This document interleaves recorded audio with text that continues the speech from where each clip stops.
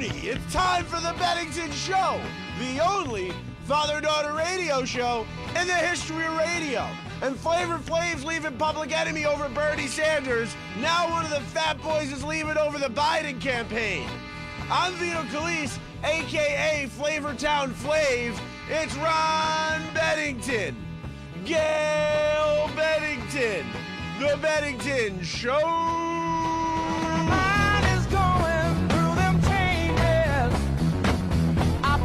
Like committing a crime. Every time you see me going somewhere, I know I'm going out of my mind, yeah. Oh, my baby, she left me the other day, and we were having a lot of fun. Oh, she knew I just love her so, and that's the reason why she had to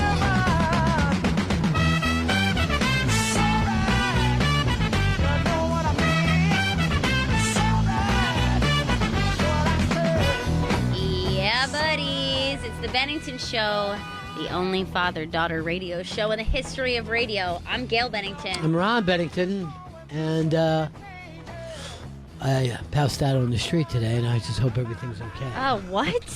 Yeah. What's going on? Should just you be here? Rough night last night. I was in a three-way with two Chinese girls. What? Oh, What's God. And happening? one had a very high fever. And I hadn't heard anything about this corona, you know? So I road dogged my way through it. But I feel like I'm okay now. I don't think that's how this works, and you might be infecting everyone in this room. I don't think so. Do what I do. I have a little bit of pineapple juice first thing in the morning, every that'll morning. tear Chris A up. little bit of pineapple juice. I once gave Chris a pineapple. He took a knee and grabbed his heart and started screaming. It's too much. I'm a little worried about Chris since his hair seems to be thinning. I got a haircut over the weekend and it's way too short. Really, I'm not happy with it. You honestly feel like took a young man. You took 25 years off your life. You look like a child. You can't get served now. Little baby boy, sweet A cop baby boy. saw him smoking a cigarette and chased him. Don't like it. I don't know what this Russian woman was doing. She. Hey, is it a reason that we're bringing up? Yeah, it doesn't matter. I'm you know just. what I mean? I'm just painting a picture here. Yeah, but the picture is one of stereotypes and hate.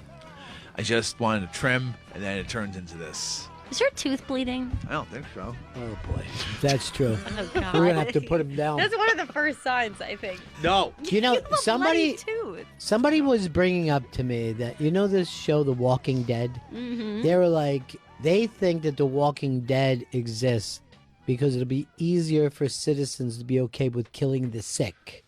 You know what I mean? Because the zombies basically have a disease. Yeah. They're Yeah.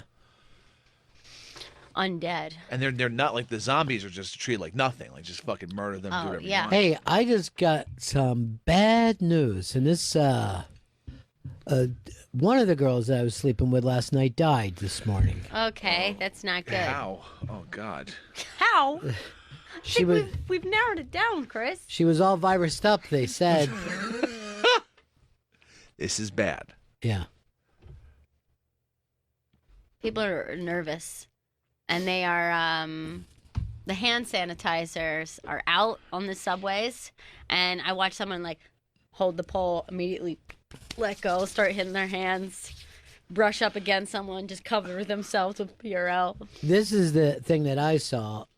Men are washing their hands in the restroom, like they were going into surgery after. I only see I mean, men.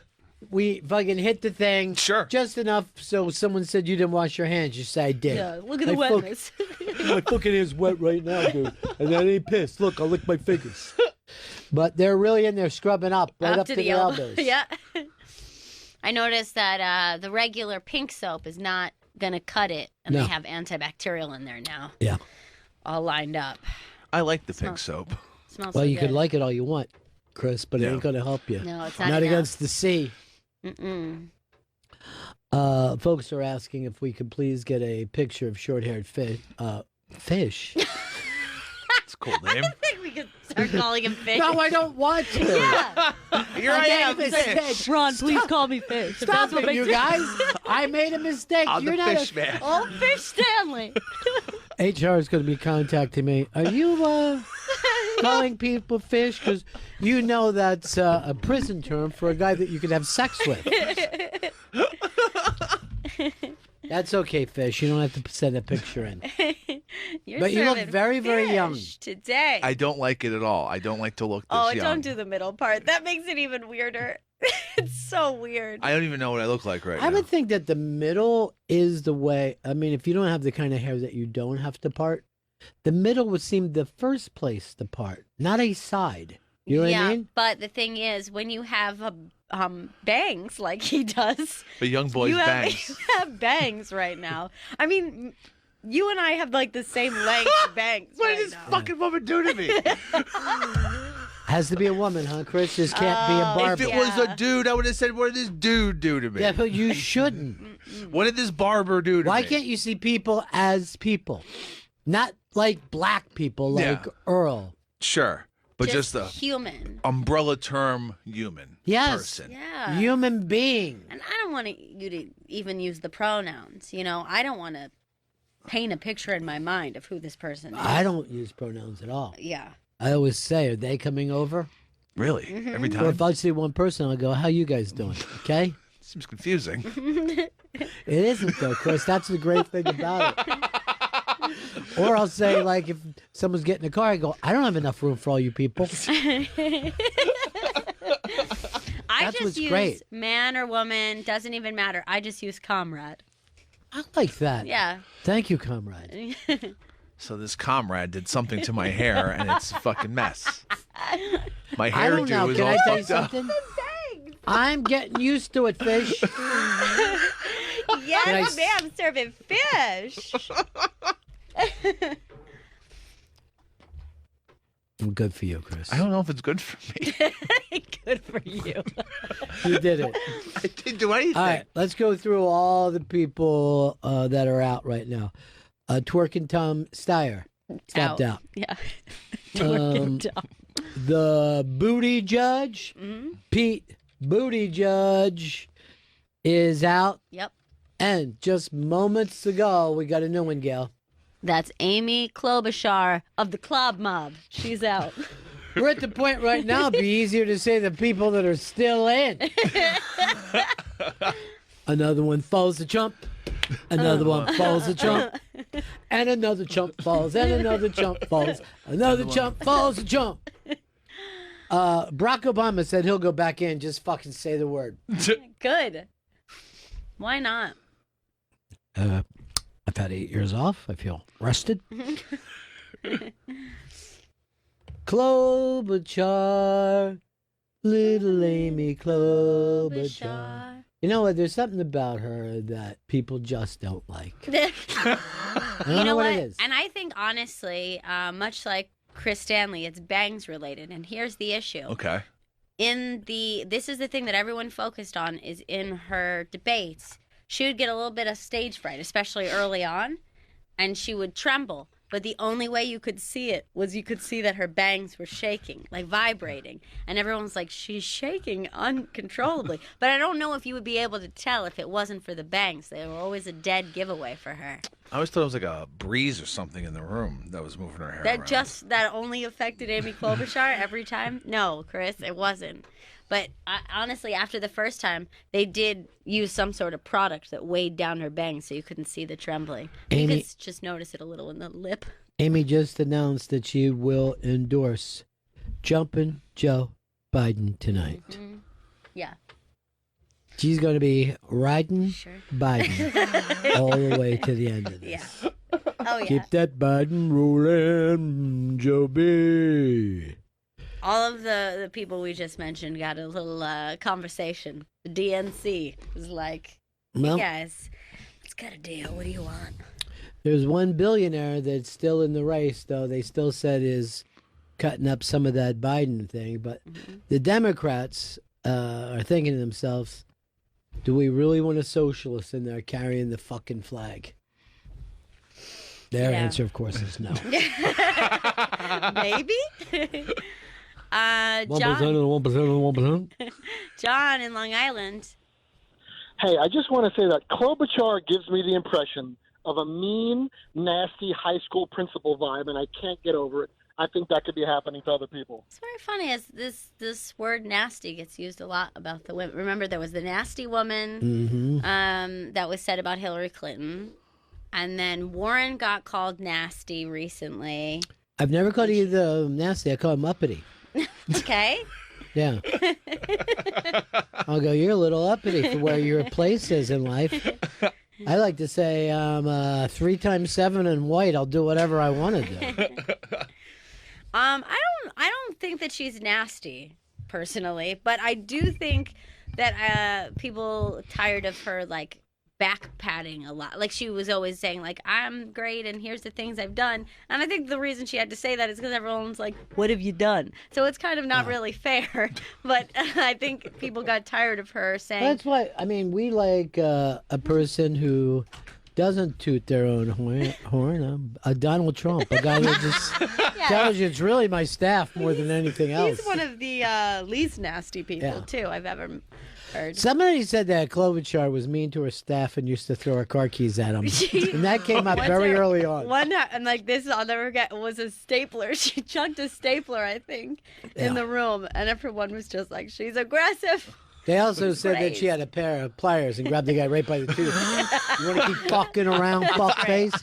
I don't mind that. You know what I mean? Yeah. Because I come from a world of coaches, and I understand a fucking meltdown, kicking the dirt. Yeah. You know.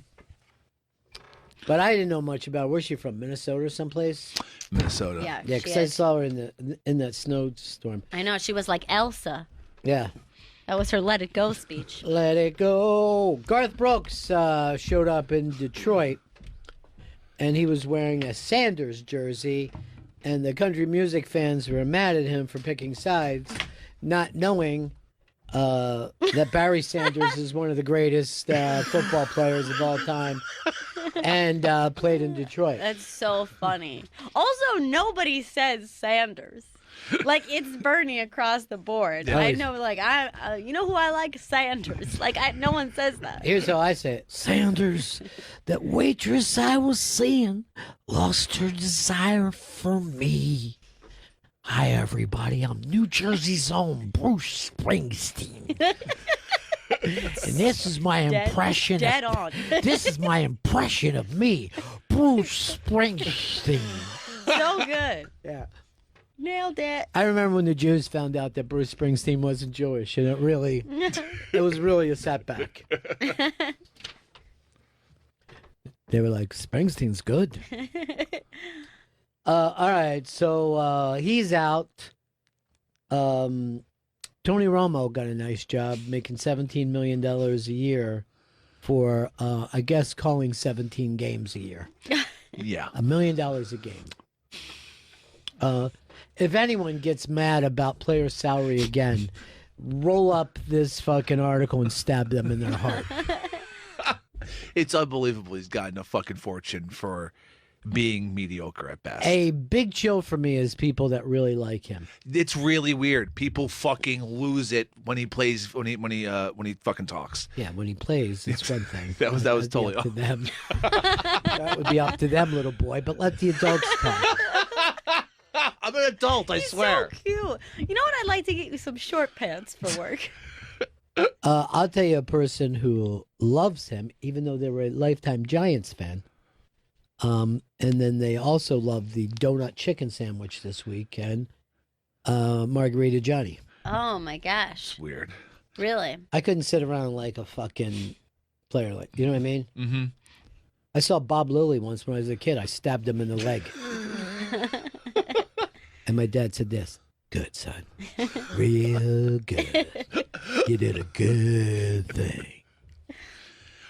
Romo brings nothing to the table other than occasionally calling a play correct, like predicting a play correctly. And the fucking Well, what else is there to do? I mean, all you're doing is watching a game like every other human. The internet lost its fucking mind, and they just dubbed him the greatest commentator. I hate of the all time. internet, It and sucks. I hate how much they like the terrible Mulaney fucking song bit that took place This over is the his weekend. third musical moment sketch that he's done. He just won the history of SNL. Here's what. Now, Mulaney's a good-looking kid, correct? He's a nice, young, attractive boy. Clean-cut boy. He can do a joke about Trump being stabbed to death, but Ari Shaffir, if he would have said the same thing, because he's a H-nosed Jew, they're going to be all raining on him. I worked him over the weekend. He had to use a fake name. Oh, really? Yeah. What did he use? Well, if I said it, then people... Oh, right. You know what I mean? He went with Hecky Heckerman. But Loving this Hecky guy. no, he used the very... Ari Shaffir. We do have friends of ours that use fake names because of different stalking weird reasons. But Ari never was one of them. Mm-hmm. He's in there now. And then when he would get introduced, I would go like this in the back. Boo! He's the one who said something bad about the basketball player. Have you seen his tweets? Not LeBron James, but the other one that died in the helicopter pilot. The helicopter pilot hit him. So, did you see that his widowed bride was upset that there was some pictures released of the crashed helicopter? And I'm like, no offense, because I get that's a horrible thing to happen. But you ever watch the news at 11 o'clock? They show people's burning homes. They show people's destroyed cars. I've seen destroyed cars of people that I know on television. Yes.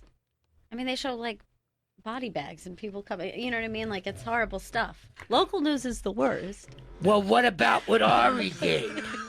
Ma'am, where are you? Boo! Hiss! Can we get the house lights on? It's me, the comedian that went up 2 comics together. I think Maury Heckelstein is a terrible person. Now, Chris, did you do what I asked you to do and watch that TV series on Hulu that's High Fidelity. Yeah. I did not watch it over the weekend. Boo. we all have a friend who's in it. Well, it's Dan Perlman's partner, his friend Kevin Izzo. Mm-hmm. Now, I was sitting around at the comics table at the Fat Pussy Cat. Why is that in quotes? Because it's not much of a table. I'm going to say the truth. I mean, it's pretty terrible. It's loud in there. So the younger people were trying to make the case that the star of that show, Zoe Kravitz, is hotter than the mom. And they're like, to our generation, she's the hottest one. And I go, look, we can get outside of generational stuff. It's easy for me to talk about Sophia Loren in the 1950s, Rita Hayworth. I have no problem with that. Yeah. I am going to tell you now, I'm sorry to Zoe, and I'm sorry to Kate Hudson, but your moms were your moms. They were fucking idols. Yeah. I mean, first of all, and it's not even fair because I think Lisa Bonet might be our most beautiful human that's Thank you ever very walked much. the earth. Thank you. Honestly. So, I yes, mean, she's insane. you're one of the many people that she's hotter than. That's all. Yeah. I mean, she's hotter than fish. Stanley? There she's always running here and there. But one thing I notice about these young Zoomers, they don't want to hear from the boomer. Yeah. And then they had this problem. The show started with 3 black comics, ended it with 3 boomer white guys. Mm-hmm. And Why not mix it up? you know what? They said, at least Ron doesn't hate us. But by the time we get to the last 2, Interesting. let's just say Dove and Kevin, they didn't feel as comfortable. Sure. Dove is actually sweet. Kevin is Kevin. There's nothing you can do about it. I didn't even try. Bill in Missouri. Hey, Chris, I have to take exception with you about your Tony Romo comments. Why? Who are you to talk about anybody that has picked as shitty as you have last season about how anybody called the game. The guy brings more than any color analyst going right now. What? I play college football. I understand the game. He brings more, tells people more about what's going on than anybody else does in real time. Tony Romo blows. Now, why don't you honestly answer him on what he's bringing up? Well, just because I make bad picks, I can also have an opinion on who's playing, who's Talk calling about the game. Tony Romo. How does he blow? Why does he blow? I don't think he brings more than anyone else who's Who brings more? They're all bad. I don't like anyone. My favorite, I like Tirico and Gruden when they were in the booth. Everyone else is fucking even in shit town. Okay, that's history. By the way, I thought Gruden was also now is terrible. better. Yeah, Gruden's kind of nuts. Yeah, I liked him because he was nuts. At least he was. I mean, we're talking about analysts, not play-by-play guys. Analysts. Yeah. Yes. He brings what Madden brought to then to football now, and I'm an expert. And trust me, I made way more money than you did this year picking football. I'll say this. Anyone did. I think that this is true. I think the game Madden will be called Romo within 2 years. I don't think that'll change. But no, it's happening. John did it first. I have a lot of big friends over there. Thanks, buddy. Thanks, Bill. All right, can I just say something, Chris? Yes. You got your ass handed to you. Yeah. Even when I tried to take you to a place where you could win that argument, you didn't know how to do it. You resorted to name calling once again. I don't know why my picking has anything to do. My picking of That's NFL where games. you're lost, okay? Yes. You think that a good defense is a weak defense. A good defense is a good offense. You never go on the offense at all. You go back, point out your haircut, your weight, your breath, and then you are caught. Worst of all. You could have won that, Chris. Handedly. I got some great news for everybody. Okay. My favorite human being is coming in here in just a little bit. Pamela Adlon. Better Things. It's our family's favorite show, Gail. Yeah, I have loved that show since the very first episode. And we got a chance to watch the screeners, a couple episodes of the new season, and it's great. Did you watch Californication? I have seen, yeah. I've seen every episode. Yeah. Did you see her when she was on Facts of Life? Oh, you know what she's on? She's going to, and it's become a big thing. All right, so there's a TV show called This Is Us. Mm-hmm. It's a very big show. And I mean, it's big. Yeah. All right. They say it's bigger than Jeopardy right now. What? So one of the guys, I think his name is Petey Joe, he's in therapy. And his therapist, you're only seeing the therapist from behind all this time. And then at the end of the episode, they show this Pamela Adlon. And the internet fucking exploded like Tony Romo did something great. Yeah, I saw that.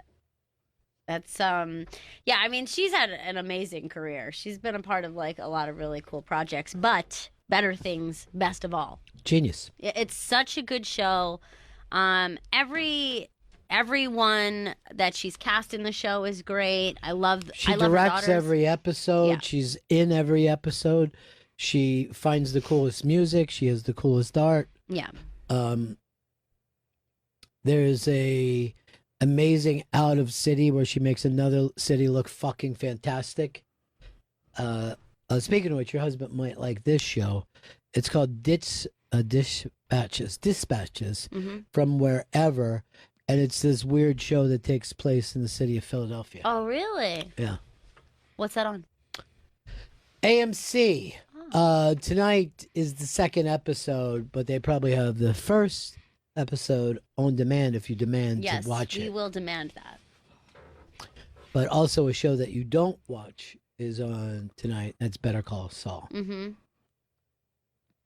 A lot of better related shows that you watch. You're really right about that. I watch the better shows. I guess it's my better angels.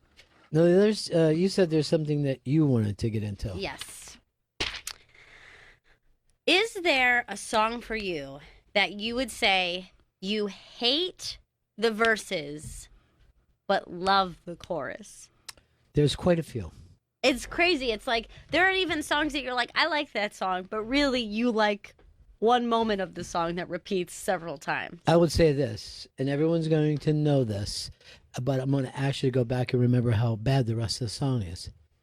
Everything's gonna be all right, rockabye, rockabye. The rest of it is a slow rap. Oh, he doesn't know it, and he's writing down every lyric to it.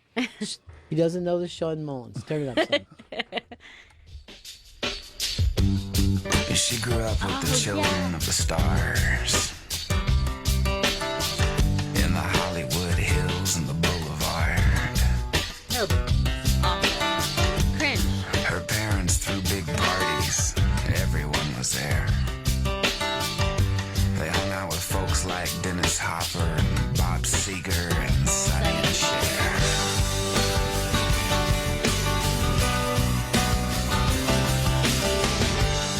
She feels safe now. Second verse before chorus, we're really in trouble. And from the stage I can tell that she can't let go and she can't relax. And just before she hangs her head to cry, I sing to her a lullaby. Finally. I sing, everything's gonna be alright. Rockabye. Rockabye. Everything's gonna be alright. Rockabye. Rockabye. Rockabye. Uh-oh. Oh no, we're back again. Earl, do you remember? Were you working in radio when this was a hit? Yes, I did, and I remember the guy who broke the song. It was on. It was Vince Scelsa. You could say it was Vince Scelsa, but it was me in Florida. I was on that song 3 months before Vince Scelsa. Anybody bragging about breaking rockabye is a fucking lunatic. I think this was the only hit Sean Mullen ever had. All right, 844 Rock God, 844 Rock God. You love the hook, you hate the rest of it. You love to sing that chorus, the rest of it doesn't do it. Gail, you got one. I'm going to give you the one that made me think about this concept. It was a song that was very popular a couple years ago. By Fun, Tonight We Are Young, right? Okay. So everyone knows that chorus. Yeah. I bet you might not even know the verses. When you hear them, they're appalling, embarrassing, and they don't match this very, fun chorus. You know what's really interesting? The guy from Fun is in High Fidelity this year. Oh, really? Yeah, he's recording a guy. And she walks in, she's like, oh, big fan. And he's like, oh, thanks. And then he's eating falafel from that place that's next to the cellar. Oh, really? Whatever, Mamoons, whatever it yeah, is. I love that place. Give me a second, I need to get my story straight. My friends are in the bathroom getting higher than the Empire State. My lover, she is waiting for me just across the bar. My seat's been taken by some sunglasses, asking about a scar. And I know I gave it to you months ago. I know you're trying to forget, but between the drinks and subtle things, the holes in my apologies, I'm trying hard to take it back. So if by the time the bar closes and you feel like falling down, I'll carry you home tonight. We are young. Smart line. Yeah. We're young. So let's set the world on fire. We can burn brighter than the sun. I've seen people singing on the table, singing that. The rest of it sounds like Fraser's son got a sitcom. I mean, it's so... it doesn't even fit. It doesn't sound like the same song at all. 844 Rock God, 844 Rock God. Chris in Canada. Hey, it's actually really similar to Ron's with the stupid slow rap verses. It's Other Side by Red Hot Chili Peppers. Now, the Red Hot Chili Peppers, some people act like they dislike them. They get a lot of hooky choruses. How long will I slide? We're separated. I don't. Forgot this cabinet of Dr. Caligari. Don't believe it's been slitting my throat is all I ever heard your voice through a photograph.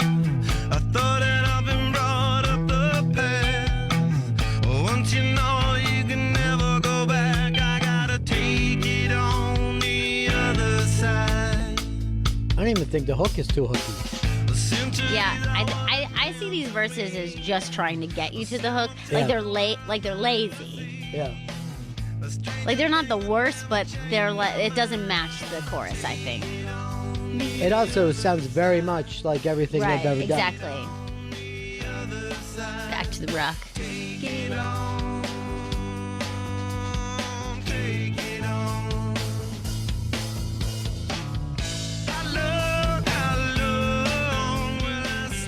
Well, they're smart enough to start the song with the chorus. Yeah. Because they know that's the best thing they've got going for them. The Beatles taught us all that. Mm-hmm. Chris Stanley, the Crystal, the Fishman. I'm gonna say Mr. Brightside by the Killers. I think the chorus is much better than the I lyrics. might disagree with that. I know for a fact. I don't even like the chorus as much as I like the craziness leading up to it. I'm gonna re-listen to it, Yeah. but I feel like I like all of it. First of all, listen to how good that riff is. Coming out of my cage and I've been doing just fine. Gotta be down because I want it all. It started out with a kiss, how did it end up like this? It was only a kiss, it was only a kiss. Now I'm falling asleep and she's calling a cab while he's having a smoke and she's taking a drag. Now they're going to bed and my stomach is sick and it's all in my head, but she's touching his chest. Now he takes off her dress. Now letting me go.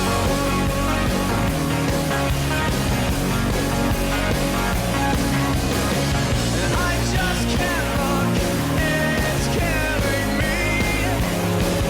And taking control. See, I think the other lyrics are the sick, pervy lyrics, and this is a little poppy. I like them both. I feel like it's a solid song. Let's let Earl Douglas pick. He's the guy from yeah. Black Rock Coalition. Earl, does Chris Stanley, the Fishman, make it into this contest, or does he fall short? Fall short because everything is, the whole song is just swimming in great, it's just I great lines, agree. great riff, everything. Yes.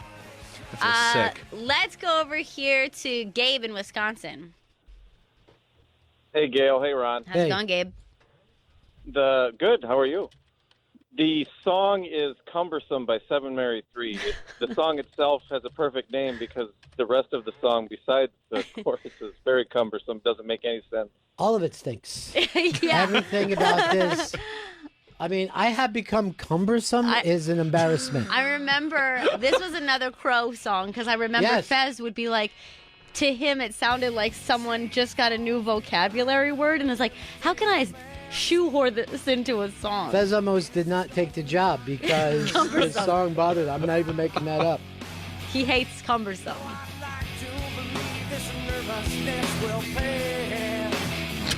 Not good. Yeah, it's all bad. Yeah, too much. We're not even going to make it. No. We're going to try. Here we go. Come, Chris.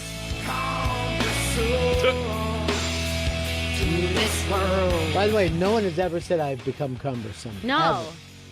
And then he's become cumbersome to his girl? Cumbersome. She's carrying him around a lot. To my girl. Just so stupid.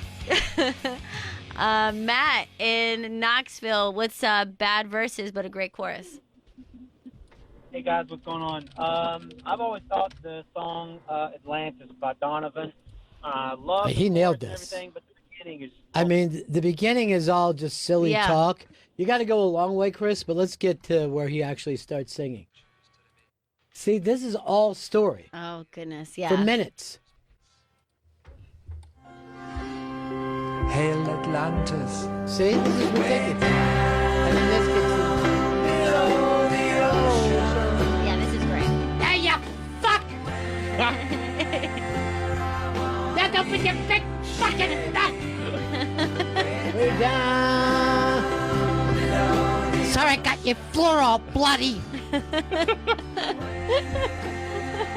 Hey, Tom in Illinois. Hey, Bennington. Earl, who's on the phones over there? That is Andy. Oh my God. Jeez, that was horrible. Ask him to switch out with you. You're ridiculous. Now, go ahead, Tom. Tell us what you want to hear. Well, it's, seeing it's getting close to St. Patty's Day and all. Good Irish Boys, Thin Lizzy. Jailbreak. That opening hook is phenomenal, and the rest of it kind of leaves me flat. Well, I mean, you're going in the opposite direction what we're trying to do here, but I want to bring Andy over to the mic for a second. You, before this moment, have never heard of Thin Lizzy. You're calling them Thin Lizzy? I haven't, and I also, I couldn't hear. It was a mistake, a dumb Can I mistake. just tell you something, Andy? Yes. Maybe if you stop getting green juices for healthy Chris Stanley, start focusing on your phone. He must have been thinking of Fish Stanley. That's why he said Thin Lizzy. Dan in Rochester. Hey, Gal. Hey, Ron. Hey, Hey, Chris. Hey. For me, it's Dexy's Midnight Runners. You're just waiting the whole song to hear Come On Eileen. Wait. And the rest is garbage. What? Poor old Johnny Ray? Yeah. You're crazy.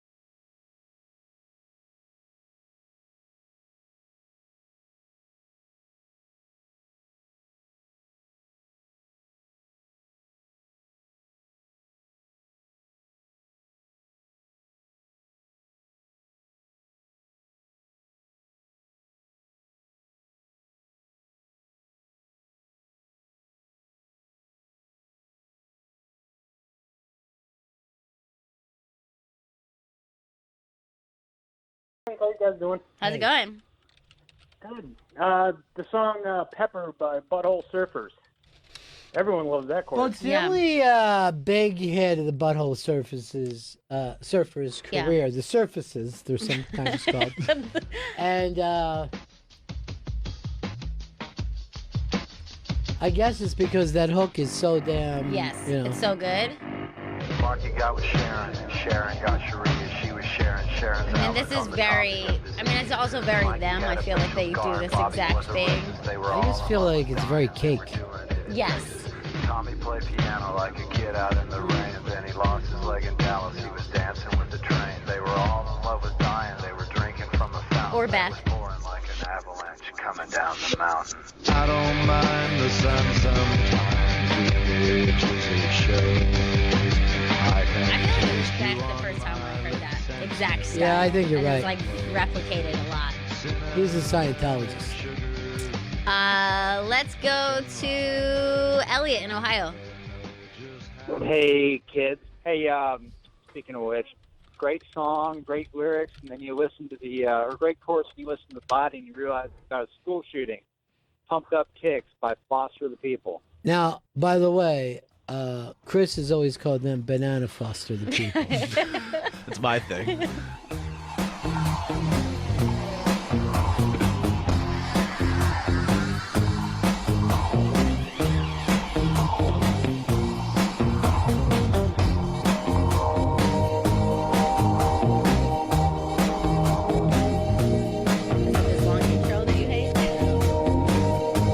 Turn me up. I like a nice long intro. Sets the tone.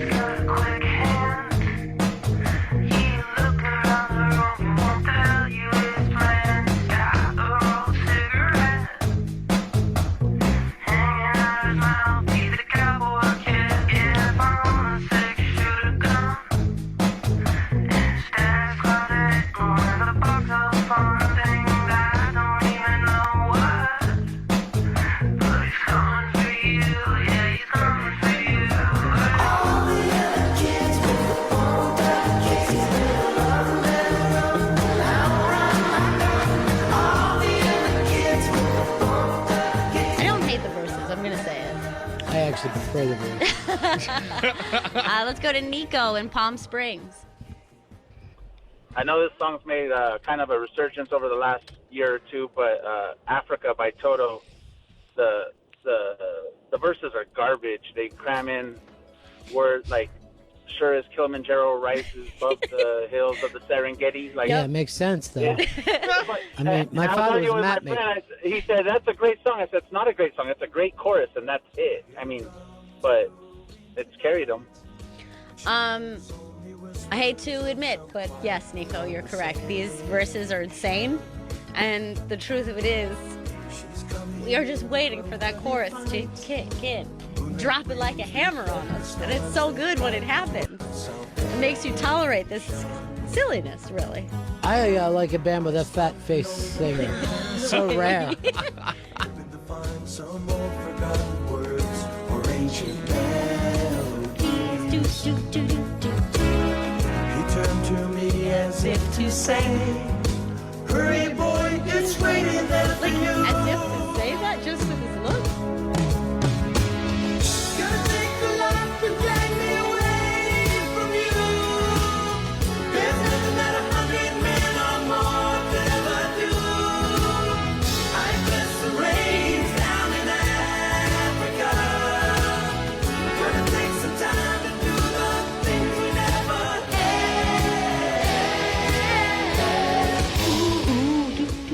What made this song come back so big? Was it a movie? I don't know. I feel like You can't go into a bar without hearing Yeah. somebody rambling it. it's really made a resurgence, and I feel like it wasn't that way just a couple of years ago. I know.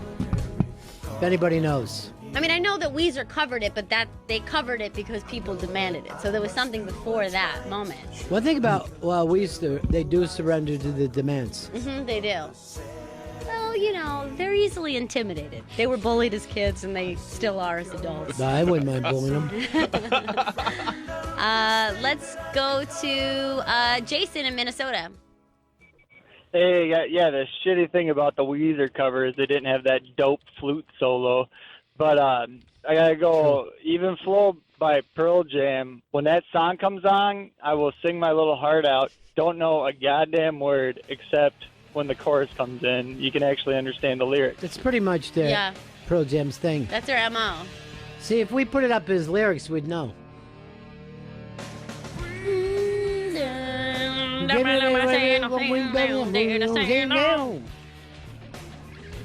think I got the lyrics right there.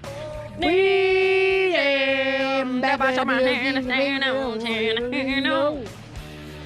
right, let's stop it here. Let's start it back, Chris. Stop it here. Stopping it. And then you go back, and we've got the lyrics Okay. up now, so we can sing along This will properly. be a first for me. Freezing, rests his head on a pillow made of concrete. Again. Oh, feeling, maybe he'll see it that on Saturdays. Oh, yeah. One hand down, faces that it seems time and time again. That's familiar. Ooh, yeah. Oh, dark grin. He can't help but his happy looks insane.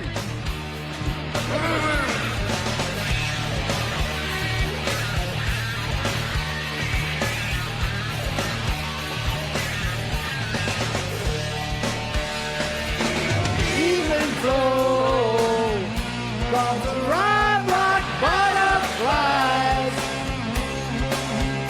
Oh, you don't know, so we chase them away. I mean, it's a fun chorus to sing. Yeah. Pearl Jam, Earl hates them, he hates REM, and he also hates the Replacements. Well, who does he love? Korn. He loves Yeah. Korn. Yeah. That's his Sorry Not Sorry. Mhm. And related to one of those bands, John in Kansas. Hey, Come On Eileen made me think of this because they're right back to back to each other and Tommy Boy, but I got It's the End of the World as We Know It. You don't like the verses of that song? Too fast? Too fast.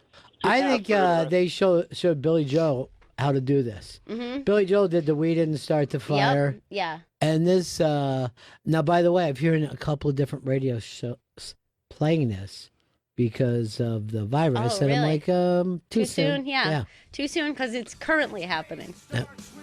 An earthquake, birds and snakes and airplanes. Lenny Bruce is not afraid. Right there, one of the great lines of I all have time. a hurricane, listen to yourself, churn words, serves on me, coming from your own good stop. No strength, the ladder starts to clatter with fear, fight down, high wire and a fire representing 7 games in the government for hire and a combat site. Left and west are coming in a hurry with the furies breathing down your neck. Team by team reporters babble Trump, Kevin Crop, look at that, no pain, fine, then, overflow, population common food, what it'll do, save yourself, world, serve its own needs, listen to your heartbeat, Charlie in Nebraska, what's the song with great chorus but terrible verses? It's actually Blues Traveler is just kind of making fun of everybody, just the way that they sing the song hook. If you listen to the words of that, he's just saying it doesn't matter what he sings about, but the hook will always bring you back. Check it out. Yeah, I mean, I get the thing, but, it doesn't really work for me. Yeah. Sean in Michigan. Hey, how you doing, Bennington? Hey, man. How's it going? It's going, just trucking along here in the UP. My song is Susu Sudia by Phil Collins. Now, I think people are confused. We don't mean bad chorus and bad. I can't even think of the verses for some reason. Well, what you want to do is listen to Prince first, and then you put this on, you'll be able to go right into it.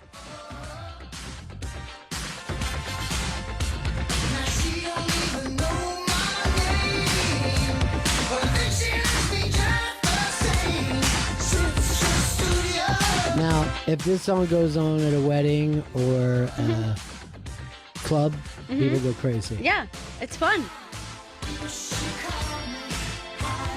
Todd in Georgia.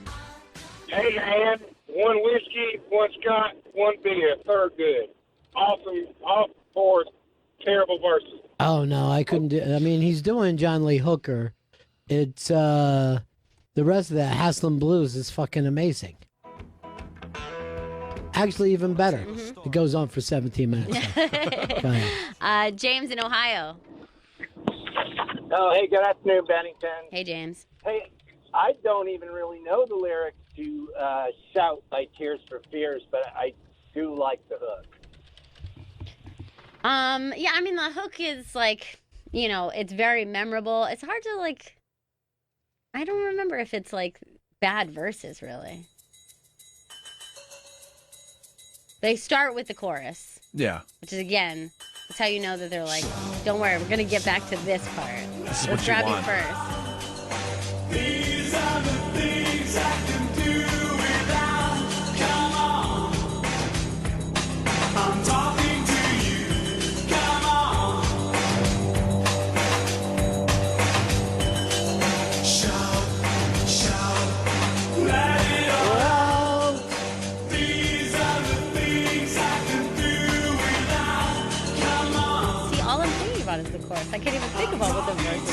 Yeah, and I feel like if they open with the chorus, they get it. Yeah. They know where you're coming from. Bob Ross wants to know, it wasn't Bob Ross. Let me see who said this. Sek Roy said, did you say Pamela Adlon is going to be on the show today? She was in the building, so she has to be, right? Right? Right? Pamela Adlon will be here in about 10 minutes.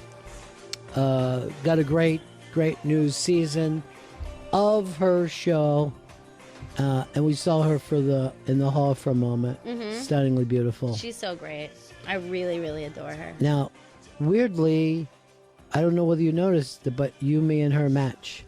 I know. Well, first of all, when I came in and I saw you immediately, I still had my coat on, and I was like, this is very weird, but I feel like we're very matchy. And then we bump into her in the hall, and I'm like, okay, we're all in the same lookbook here. She's wearing like a little black suit. Mm-hmm. She looks so great. Let's go over here to Jeremy in Canada. Hey, Bennington, what's up? Hey, man. How's it going? I have Plastic Jesus by Billy Idol. I can't think of Plastic Jesus. What is that? Earl's all over it.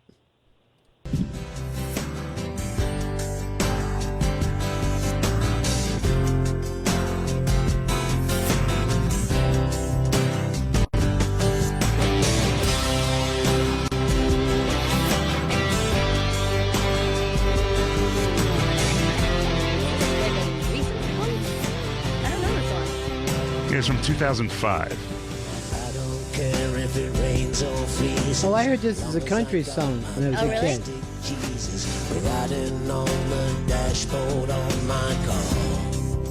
All right, stop it for a second. I always heard it this way. I don't care if it rains or freezes, as long as I got that plastic Jesus sitting on the dashboard of my car. Candy is dandy, but liquor is quicker, and ain't no ricker like a Costa Rica. Ain't nobody else baby but my own. So I have no idea what it was. I was like, what are you doing? Jeff in Columbus. Hey, buddies. How's it going? We were going to go to Columbus with Chris Stanley, but he failed. Didn't happen. I got to go with the Bare Naked Ladies, 1 week. Nobody knows what the fuck they're saying until the chorus hits. That's a good point. To me, the Bare Naked Ladies are nothing more than the Big Bang Theory. You know what I mean? They're like the Rembrandts. Start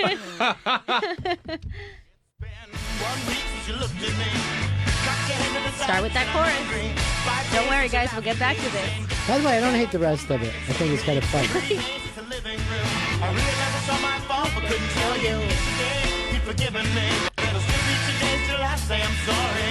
Now I watch the hoodwink, does it make you stop think? You'll see you looking at Aquaman. I summon fish to the dish, although I like the shallow fish, I like the sushi, cause it's never touch a frying pan. Hot like wasabi when I bust rhymes, big like Leanne rhymes, because I'm all about value. Bert Camper's got the mad hits, you try to match wits, you try to hold me but a bust through. Gonna make a break. Everyone's just waiting for the chorus.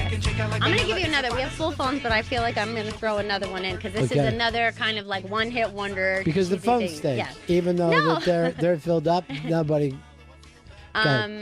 Tub Thumping by Chumpawamba. Oh, that's Chris's favorite. Love it. Those verses are very silly, and everyone's just waiting for us to get to chorus time. Those are very weird. I don't consider it the chorus until it's that girl singing "Piss in the Night Away." No! I think the rest of it is No. just lyric. I like this part. Chorus starts. I get knocked down, but I get up again. You're never gonna keep me down. I get knocked down, but I get up again. You're never gonna keep me down. I get knocked down, but I get up This again. is what we bring Chris Stanley to the ring. Letting people know he's going to get knocked down a few times.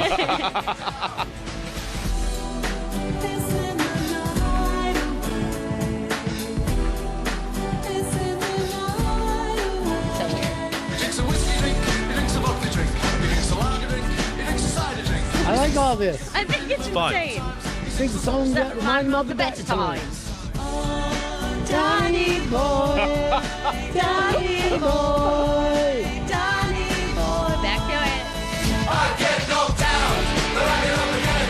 You're never gonna keep me down. I get knocked down. Now let's check with Earl. Earl, does it work as a song?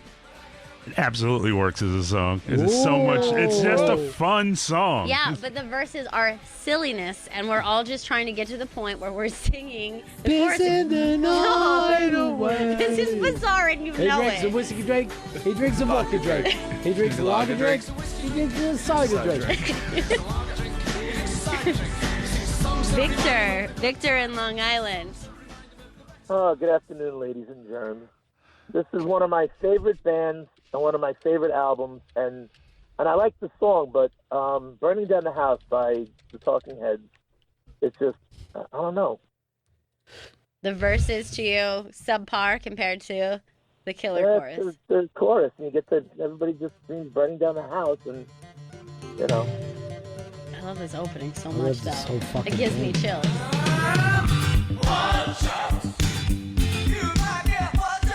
I don't know what we got to do to get lyrics up on this. It would always make more sense. Then we could decide, because a lot of these guys you can't tell. Right. I was embarrassed that they had him sing a parody the other night. You were? Yeah. I loved the performances, though. I thought they were so good and so. Oh, yeah, weird. yeah. So That's right good. up his Broadway show. I know. I really want to go see it. I've seen it 17 times What? now. Yeah. I love every moment of it. I also was at a bachelorette once that this became like a sing-along moment where everybody was singing the song, and it was such a weird, because it's not your typical bachelorette That's sing-along, good. but I always think of that. It's one of the great things about getting fucked up. You never know when it's going to turn into a song. Let's go over here to Dan in Connecticut, a song with bad verses but a great chorus.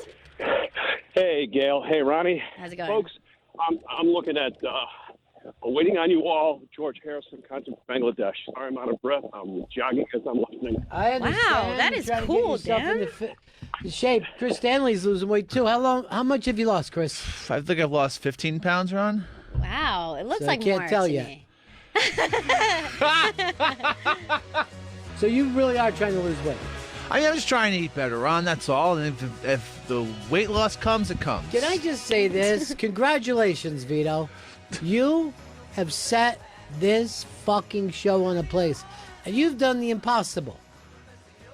It's amazing. You've inspired us all. Thank you, guys. I'm glad we're all in this together, and I hope one day Earl can be less fat like us. Earl's got sickle cell, so he has to be careful. Oh, no. I bet if anyone gets that coronavirus, it's going to be Earl. Yeah. He's down in that fucking subway all day and all night. Yeah. Always tweeting to the MTA. And all the tourists. Hey, we got a break here, so when we come back, Pamela Adlon is going to be here. Her new show in the fourth season of Better Things. That's Better Things Season 4, and it's premiering this Thursday at 10 p.m. on FX. I've seen 6 episodes so far. So have I. What is this, Vito? This is Zip Recruiter. Oh. Zip, zap, zap recruiter? Hiring for your business can be time-consuming.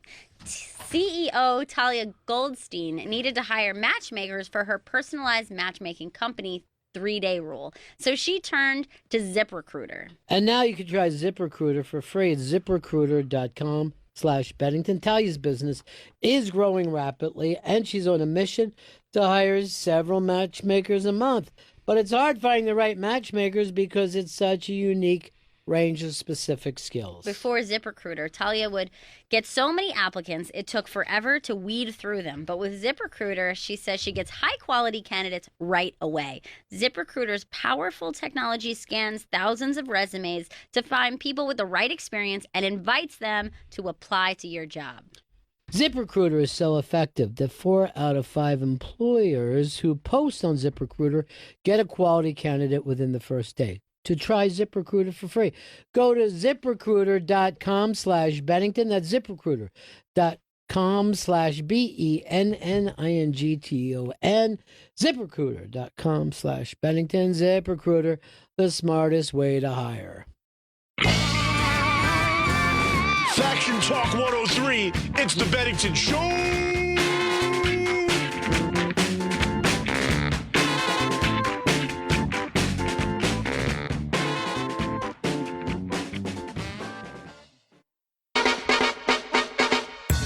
Bennington is back, and this is Faction Talk 103. It's the Bennington Show.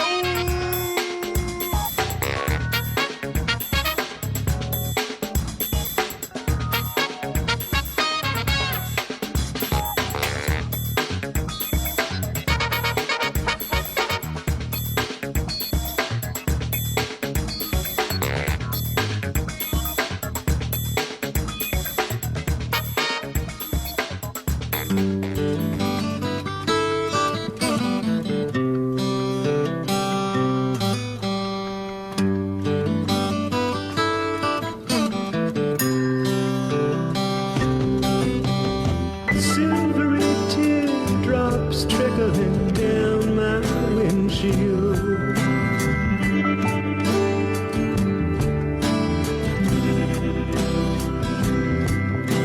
Silvery teardrops trickling down my window. Hey.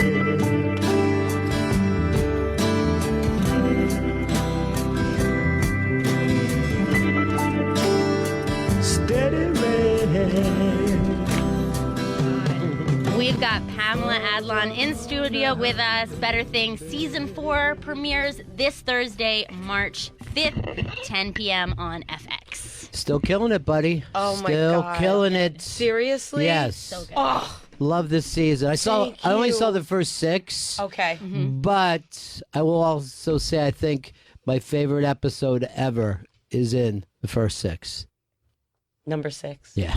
Yes! So good.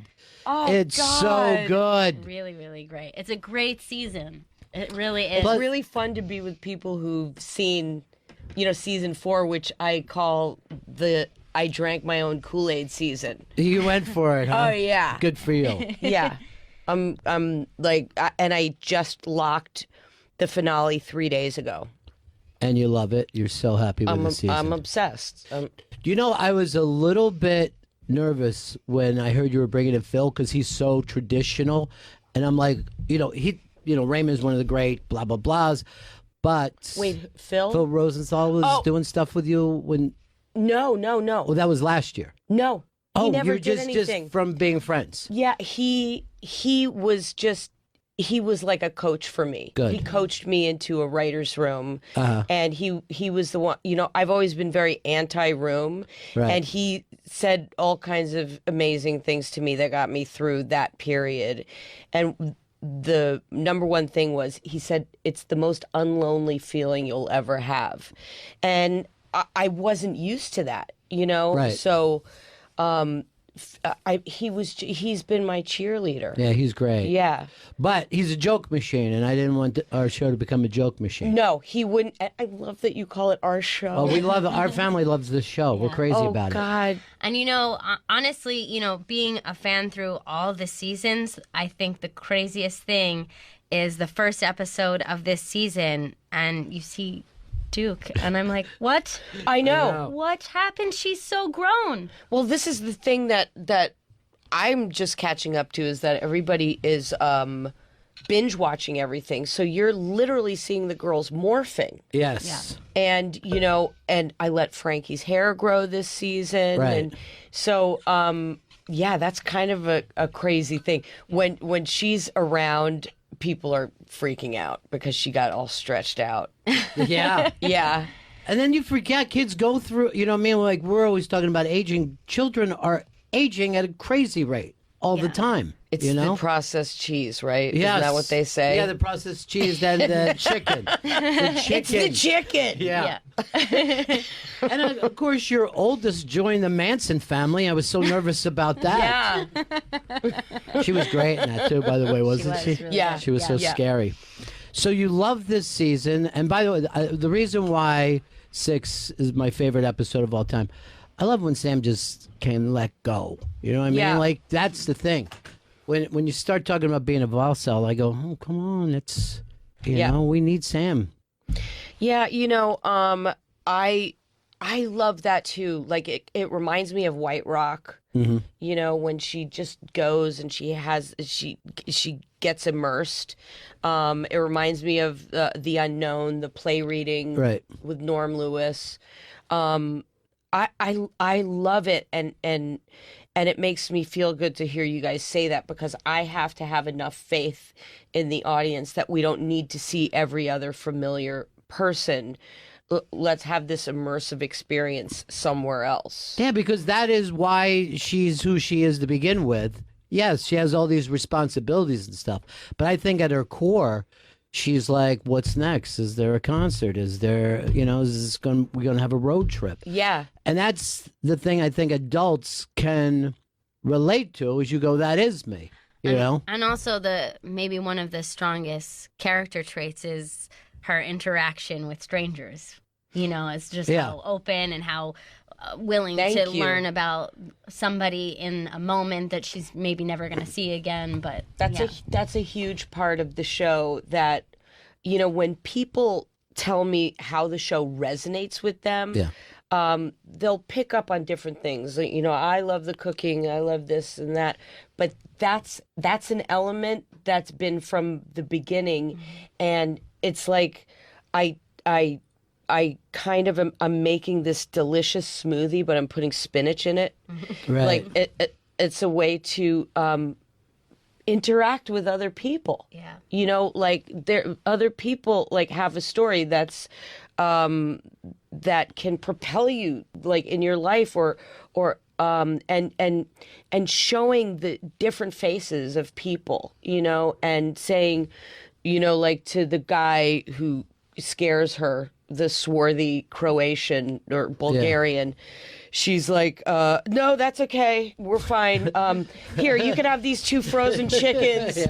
But how are you going to cook that? You know what I mean? Like, everybody's got something cool to offer, so I like that. And I love that. I think Frankie maybe references it at some point that, like, oh, stop me if, like, when I'm older, I start talking to strangers, because she's like, it's funny to see that thing that I was thinking, oh, you will, because you see yourself and your mom later in life, and it, like, rears its head. It's very funny. Oh, yeah, in the scene with Phil in the kitchen, I'll 100% blame you. Fine.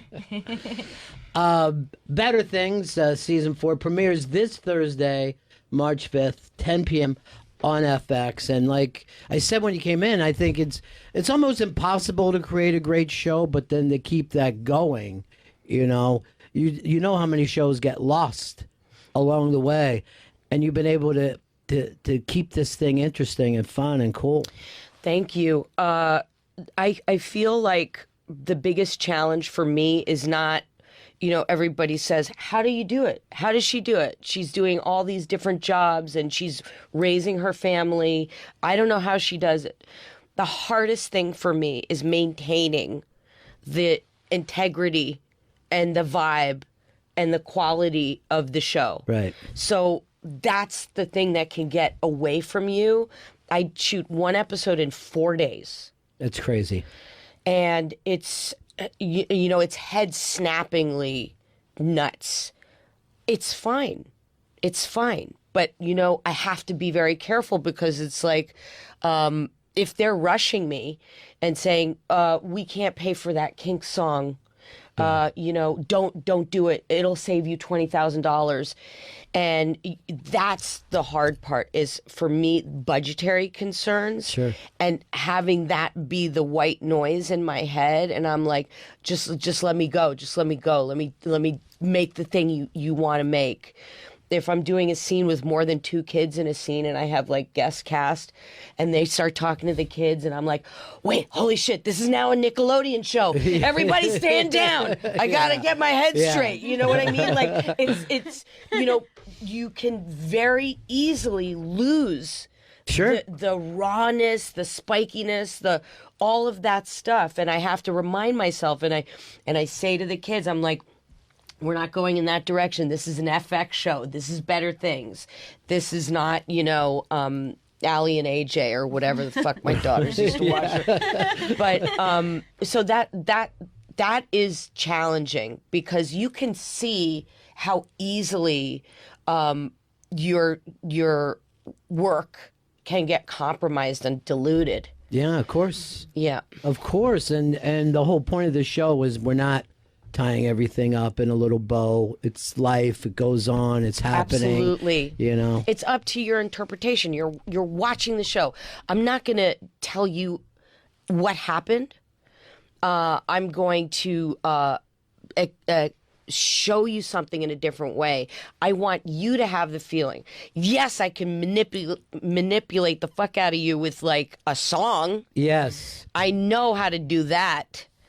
But I don't want to draw conclusions and put buttons on things. Dude, you know what else is so cool when you bring up songs? There's songs I don't know that are crushing me this year. Yes. Just crushing me. Yes. I'm like, what's this tune? Yeah. Martha. Oh, Martha was one of my favorite of the. First of all, when it started, I'm like, is this even the right song? You know what I mean? Like, because this is a very strange Tom Waits song that's about, but you're making it through that. Gail and I got into a long discussion about this, the way it's just growing on you until it starts to kill you. Kill you It like really you're does. there. And it really reminds me of. I don't want to say what it is. Yes. We're not spoilery. Yes. But in that room, Yeah. there wasn't a dry fucking eye. I had hundreds of background extras, my crew, dead. Yeah. Dead. In the script, I wrote, he sings Martha by Tom Waits and we all die. Right. I wrote that on the fucking paper. I knew it. Yeah.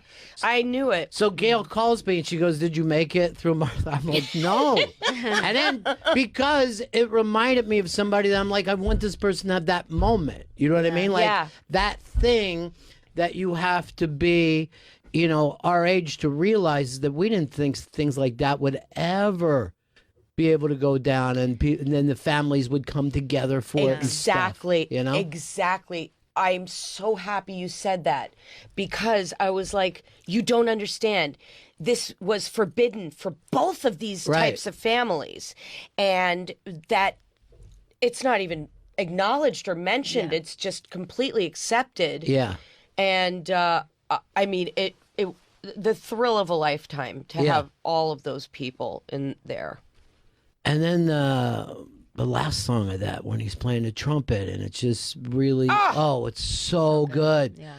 Oh, and I had to cut it. I mean, my script supervisor, Babette, she was like, "You've got 44 minutes of content." I was like, shit. How can I get this down? You know, I mean, and my editor, Sarah Lucky, she was in love with James Williams, the guy who sounds like Satchmo. Yeah. And He's amazing. so cute and sexy, and he's slapping the keys. Yeah. Like, just slap. Like, I've Yeah. never seen somebody do that. And then you've got, like, the guys from Acme Oyster House who've been there for 42 years. It's great too, man. I ran That's them great. through. I was like, let's just roll on you guys. Let's have a conversation. Just candy. You know, it was, I was really inspired by going to New Orleans last February. And I knew when they picked me up, I said to my network, I said, I've got an episode in New Orleans. I've got to go to New Orleans. I nobody can fuck around with me on this one. We ended up shooting all the interiors in LA. Oh, you did? So it was the end of the schedule. We were in New Orleans we wrapped December 20th. It was butt-fuckingly cold. Yeah.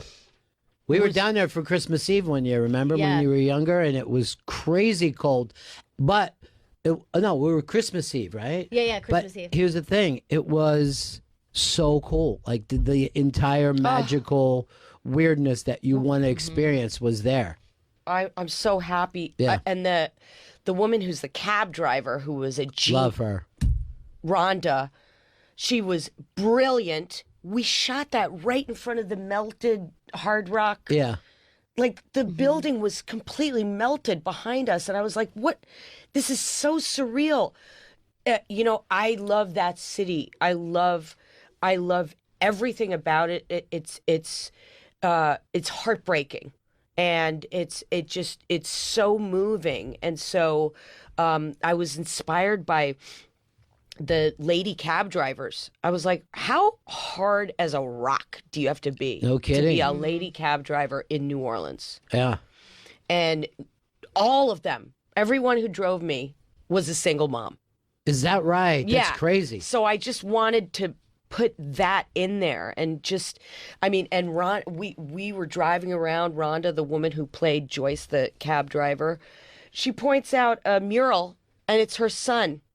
Her son did one of those beautiful of the Boylston Street Players. Yeah. And I was like, your son did that. It was just everything is just leading you to the next incredible piece of history and story of that city. That's always why you try to tell people travel in the right way. Just go and go find out where the locals are doing. What are Yes. they doing, man? And then you'll have experiences that you had never planned on. But when you plan out these weird things for yourself. And that city in particular, it's not just food or music, but it has like this vibration about it that is just witchy. totally magical. It's witchy. It's witchy. Yep. It's witchy. We're talking with Pamela Adlon and Better Things. The new season premieres this Thursday, March 5th, 10 p.m. on FX. Now, there's another episode that Gail and I got into very big. I don't know whether you're going to get it past the censors. It's an argument that you have on the show. Do you are you concerned with that, or do you think it makes it? I was concerned. I got on the phone with my network and I said, "Tell me now if I can't do this, because I'm not gonna take it out." And then finally, I was like, "Well, there's no alternative, so I'm just gonna shoot it." Yeah. And if they're not going to be able to support it, then they won't. If they're going to bleep it, then whatever. But I'm going to do this. Yeah. You know, and for me, it's tremendous to watch it. It's so many layers and levels, and it's two women saying this to each other. It's a mom saying this to a daughter, and the rage, and then just the emotion, and then the release. Yeah. And it's I'm not saying you should be able to say anything to each other.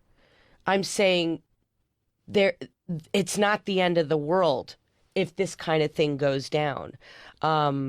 You know, I feel like it's just people are gonna go ape shit. I love that scene. I love that scene too, and it's another one that we were conversing about because I'm saying it's so feminine, that scene, that a lot of times that's the start of a fight for men. You know what I mean? Like, sometimes men have to roll on the floor before they go, "This is nuts." You know what I mean? Right. But women have a different way of approaching it. Yeah, and when that breaks, when that moment breaks, it was very real and very familiar and very feminine to me.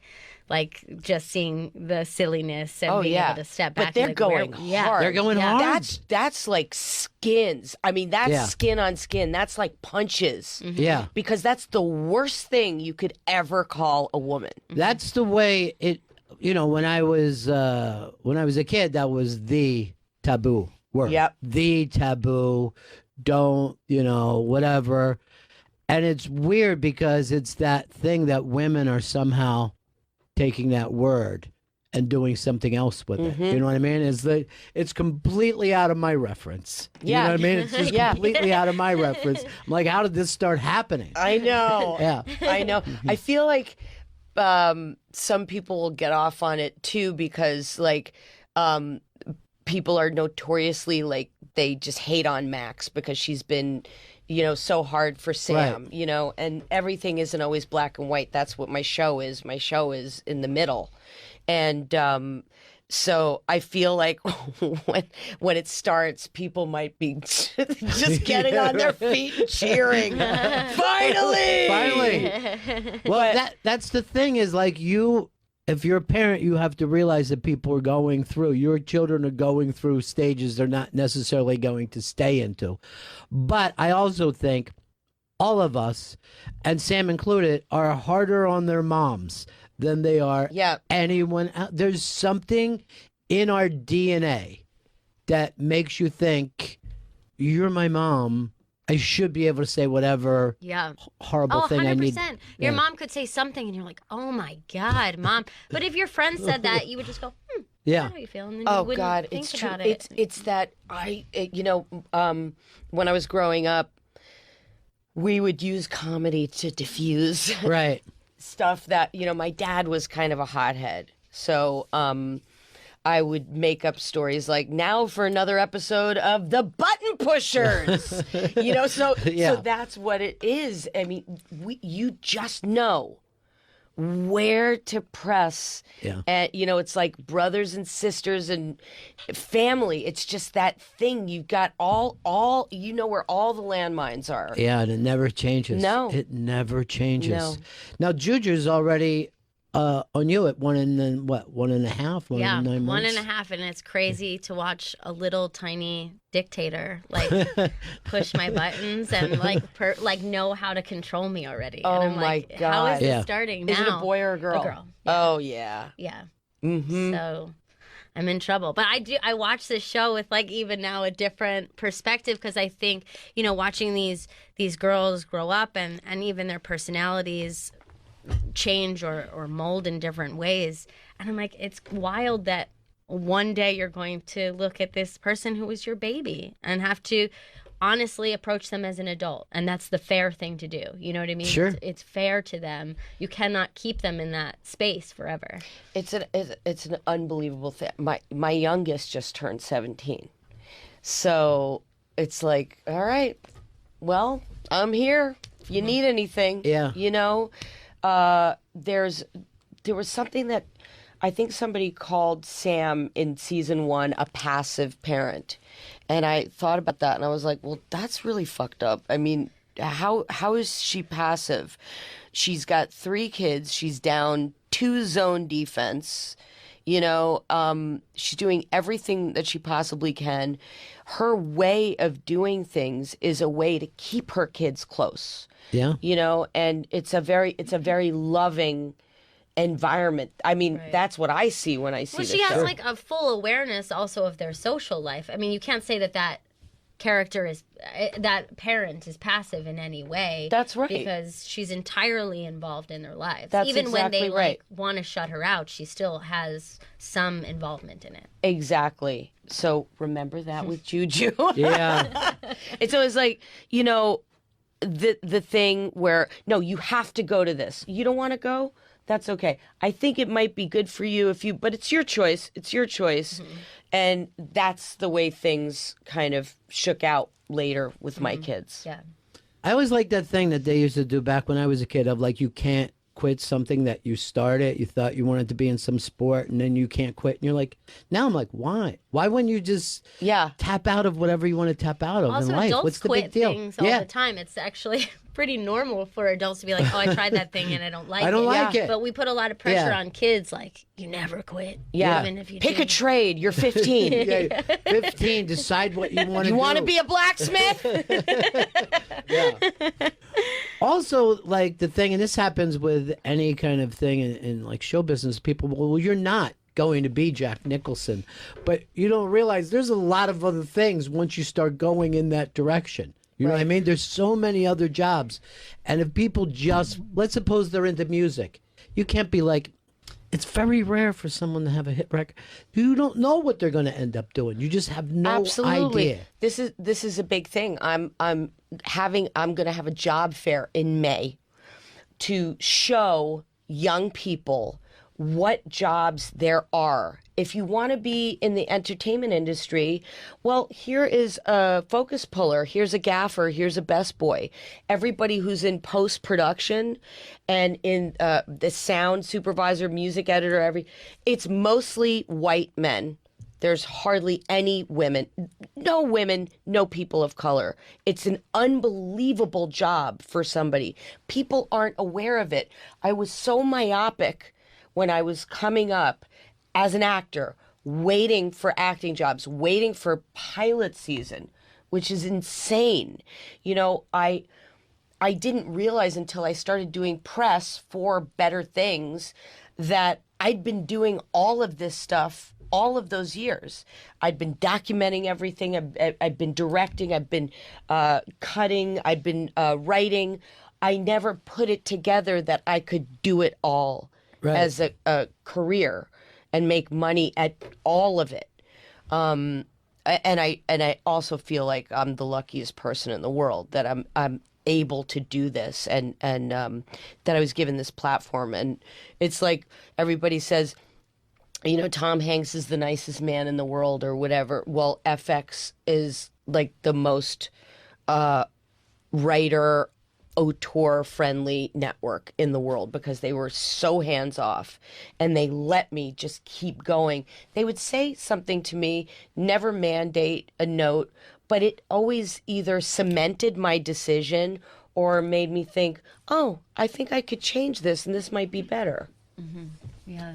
And look how that's working out for XF because people are now heading there one after another. They're getting to have a lot of cool people who want to come in. We're talking with Pamela Adlon and Better Things. Season 4 premieres this Thursday, March 5th, 10 p.m. on FX. And then you have the Hulu replays after that, which is really Huge. cool to go back and be able to watch all those shows whenever you want to. Well, we've been like a bit under the radar. I mean, you guys are OGs from the beginning, but I still get stopped and people are like, when's Californication coming back? I'm like, oh, Jesus. Yeah.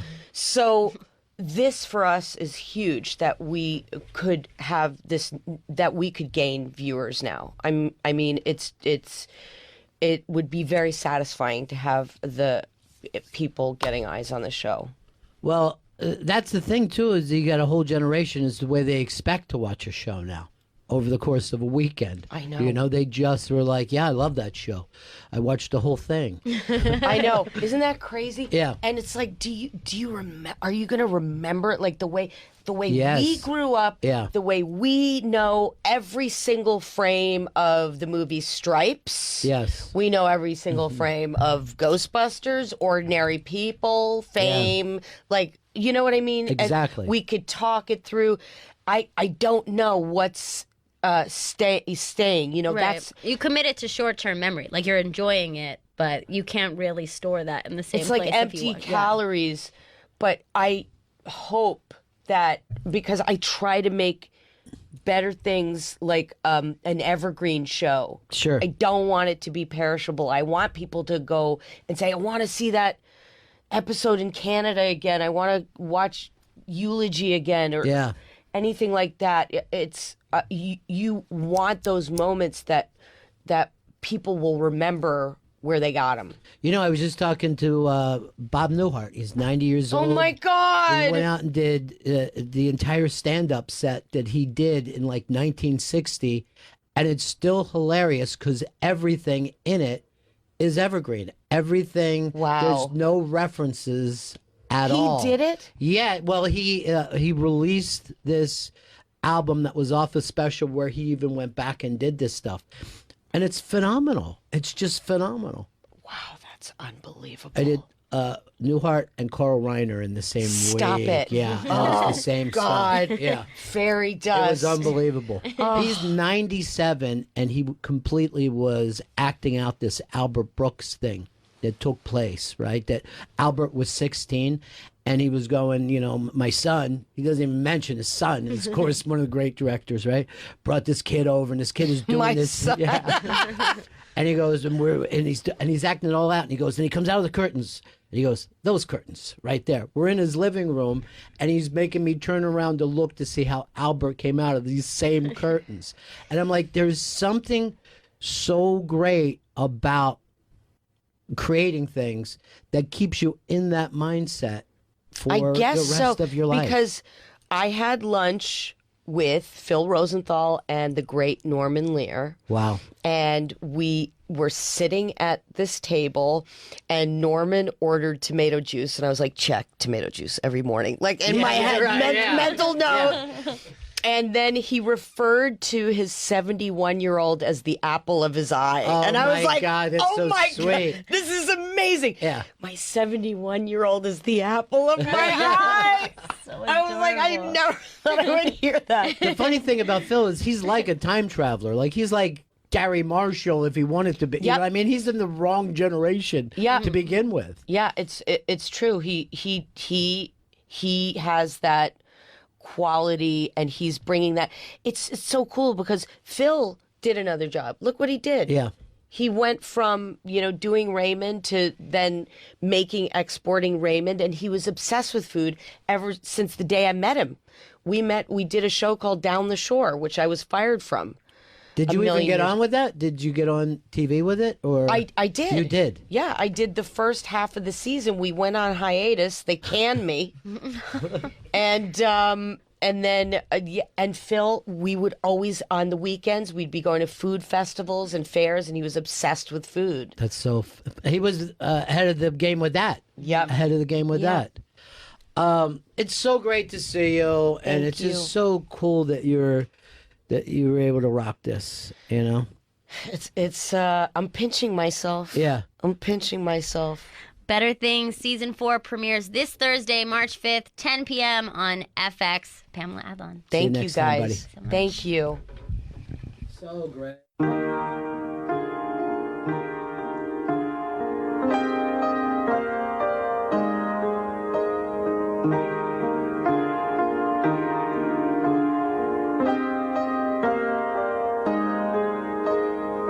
Operator, number please. It's been so many years. She remembered my old voice while I fight the tears. Hello, hello, there is this Martha, this is old Tom Frost. And I am calling long distance. Don't worry about the cost. 'Cause it's been 40 years or more now, Martha, please recall. Meet me out for coffee, where we'll talk about it all. And those were days of roses, poetry and prose, and Martha, all I had was you, and all you had was me. There was no tomorrows, we packed away our sorrows, and we saved them for a rainy day.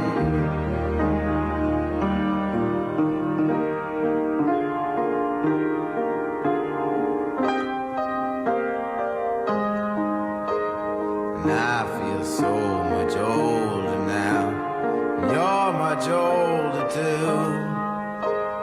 How's the husband, and how's your kids? You know that I got married too. Lucky that you found someone to make you feel secure.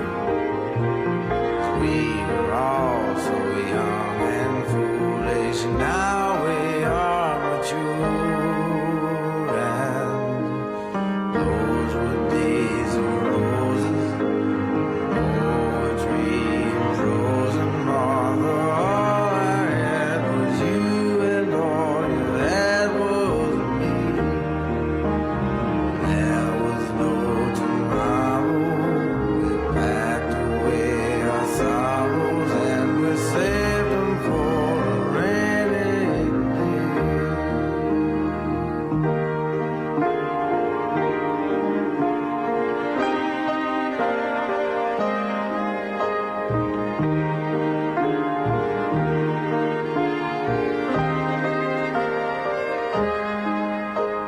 And I was always so impulsive. I guess that I still am. And all that really mattered then was that I was a man. I guess that our being together was never meant to be. Martha, Martha, I love you, can't you see? And those were days of roses, poetry and prose, and Martha, all I had was you, and all you had was me. There was no tomorrows, we packed away our sorrows, and we saved them for a rainy day.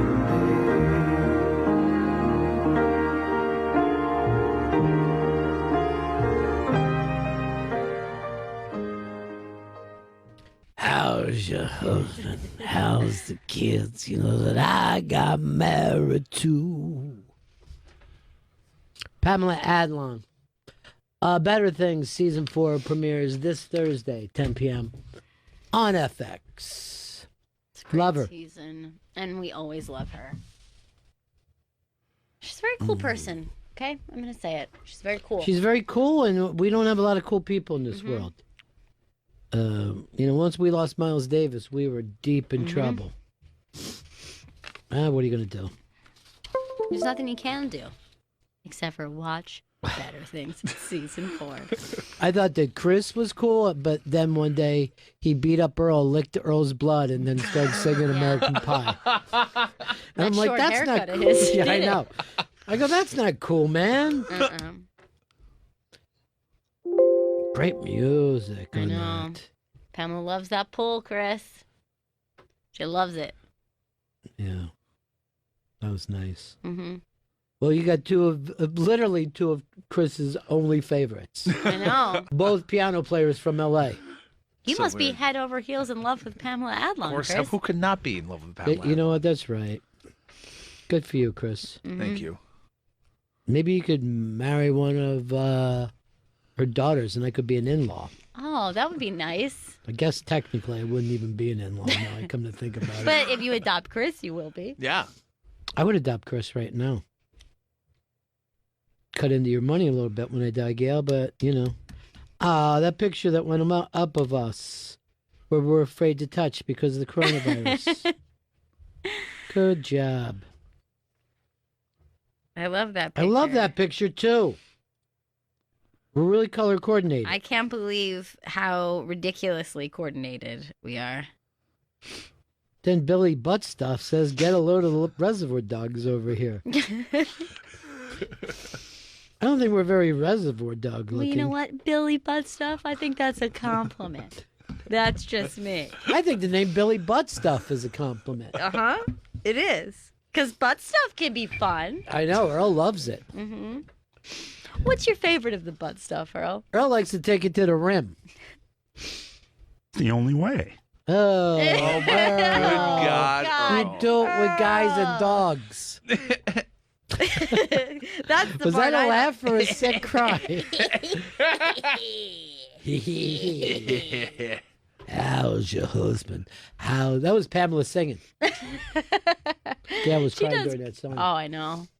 I'm sensitive. Yeah, what's going on? I with don't you? know. I've all weekend has been like that, and I don't know. Things are getting to me, guys. I'm very thin-skinned right now. That's a sign of the virus. Oh no, thin skin.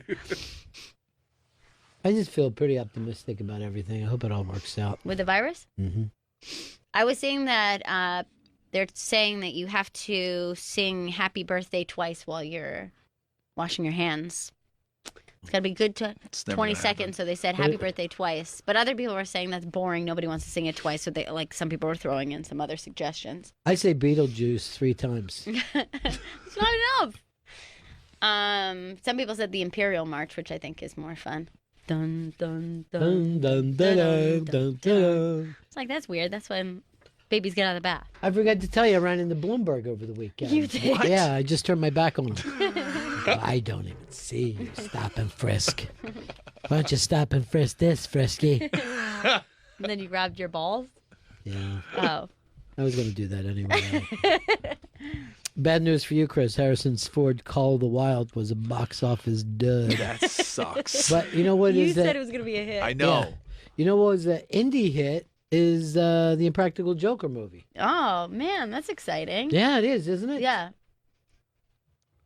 They're doing very well for themselves. Yeah, they seem to be doing well. They said they got everybody from the cruise to go. J-Lo says she's still sad about the Oscar snub. And this is what I don't understand. She was on with Oprah. She goes, I really think I should have won an Oscar. Oprah gets up, stumbles a little bit, and then goes down. Here's the thing about balance. Wow. That was the best. She was literally talking about balance as she fell. She's got to stop acting like... I mean, the two people that are constantly talking about being mentally healthy are her and Jenny Hutt. And I worry about both of them. Like I worry that Jenny, you know what I mean, is trying too hard. There's manic energy in Jenny Hutt's eyes. I gotta Bunny find eyes, you mean? Bunny eyes, excuse me. bunny eyes. A guy. This is very, very interesting. So, I think I said before the Bob Newhart that I did on Friday. No one's ever really picked up his delivery. Mm-hmm. Guy writes to me. I think he he slid into our DMs. Ooh. 'Cause I can't find Very it intimate. right now. I'm so mad I'm not saying his name. But he said, "Oh, Ellen does that delivery." And it's Really? fucking dead on. Ellen does the stammering, stumbling, Oh man, I long never pause would have delivery. picked up We ought on to try that. to put the two Yeah. of them together. Chris, But do you have it done? It's pretty dead on. I mean, she literally comes closer than anybody. He's writing in his hard notebook. What? I thought you were gonna do it on the fly. No, he writes in hard notebooks. No, you don't have to do it on fly, Chris. You can't pull that off. Thank you for understanding. Yeah, I get you, man. Thank you, man. Thank you, man. Great video of Simone Biles taking an axe and hitting a bullseye. She really is like a superhero now. Holy shit! You haven't You're seen kidding? this? No. All right. First of all, I'm impressed with everything that she does. She is superhuman. And also, she's, I think, up the game for people who do this kind of stuff that she does. All right, so here she is at one of those axe throwing places that Chris drinks at Mm-hmm. In Brooklyn. Taking Now off. watch hers. So she takes the axe and puts it literally in the bullseye. Oh my god.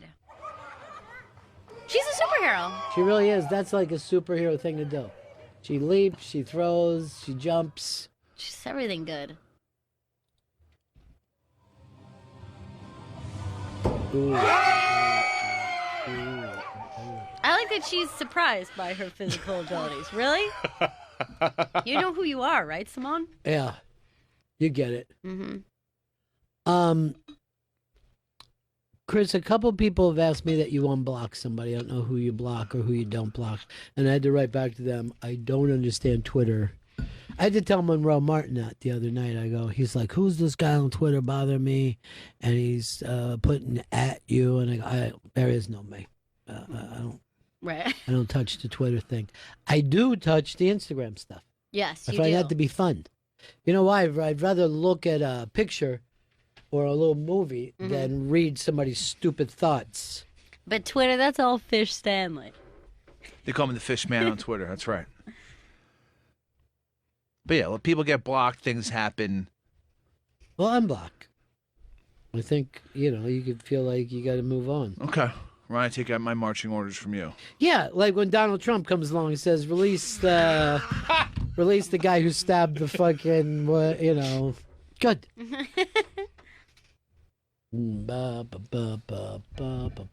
Queen Elizabeth says she's going through the same thing with her daughter. She is harder than me than on my husband. My therapist says moms are a ride or die. She knows she can say this because you got her back. That's 100%. I don't think I've ever said anything as bad to anyone as I have my mom throughout my life. I think that mine is like you show the least amount of patience to the person who is most patient with you. It's That's like the unbelievable. craziest thing.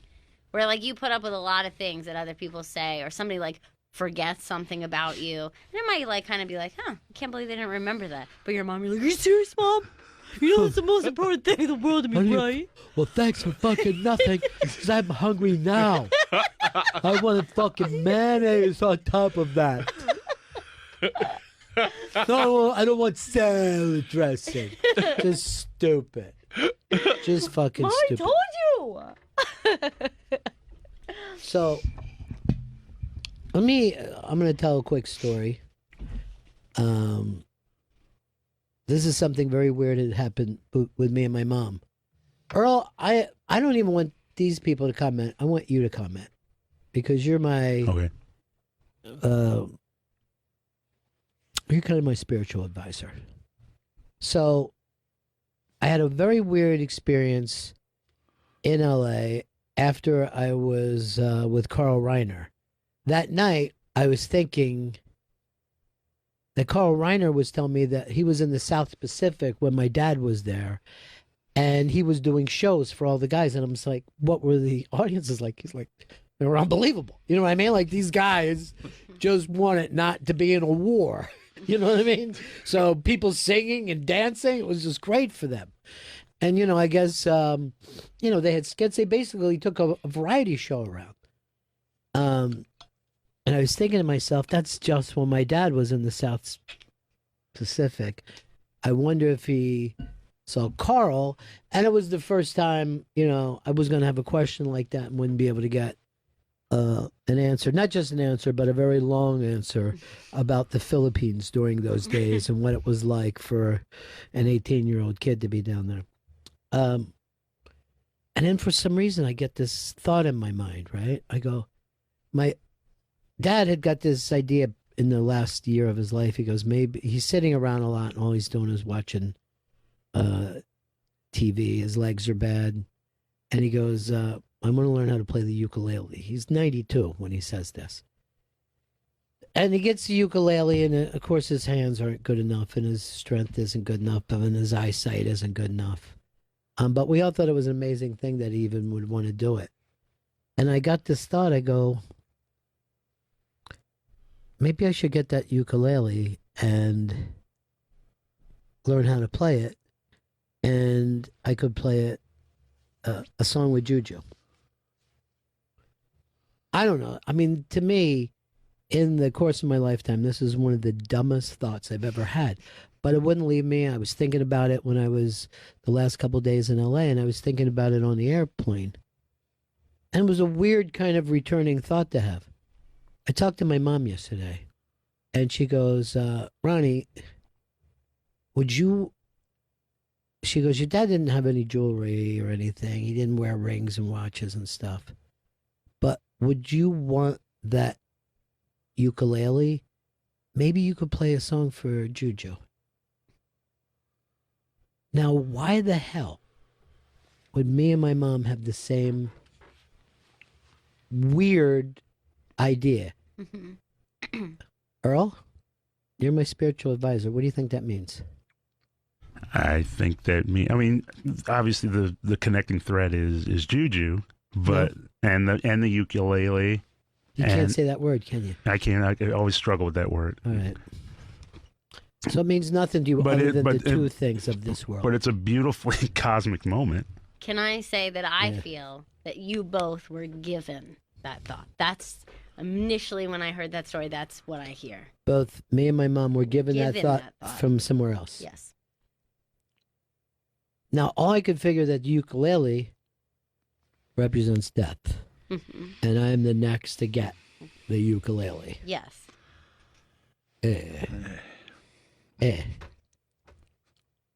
Death-lele. No. I don't know. I mean, we could put any thoughts on it at all, but it is the weirdest thing. Mm-hmm. Because I have never, not only not tried to play a musical instrument in my life, never wanted to try. Thought to myself, even as a young person, oh, I'll just enjoy music. Mm-hmm. I won't be the one who plays it. I'll be the one who introduces the person who plays it. But I thought that was so strange. And I literally yelled at my mom, what made you say that? Why are you saying that to me? Because this was a crazy thought that was rolling around in my head. So weird. And I didn't tell your mom. You know what I mean? I didn't tell a person because I thought to myself, I don't know why I'm having this weird thought. So strange. It's really strange. And quite frankly, the ukulele was bought by my sister and given to, it should go back to my sister. Yeah, why would she say it should go to you? It doesn't even and it's not even like, oh, he's the person who plays music in the family. I know. If anything, I should get the iPad back. I find that to be very weird, though. Yeah, you're meant to have it. I don't know. Maureen said that she has 3 daughters. She always feels like she could relate to Pamela on that show. She thinks that she's a cross between her and Christine Baskets. I'm sorry, Maureen, but you are the cross between her and a young lead singer of a little band out of Los Angeles, California, called Fleetwood Mac.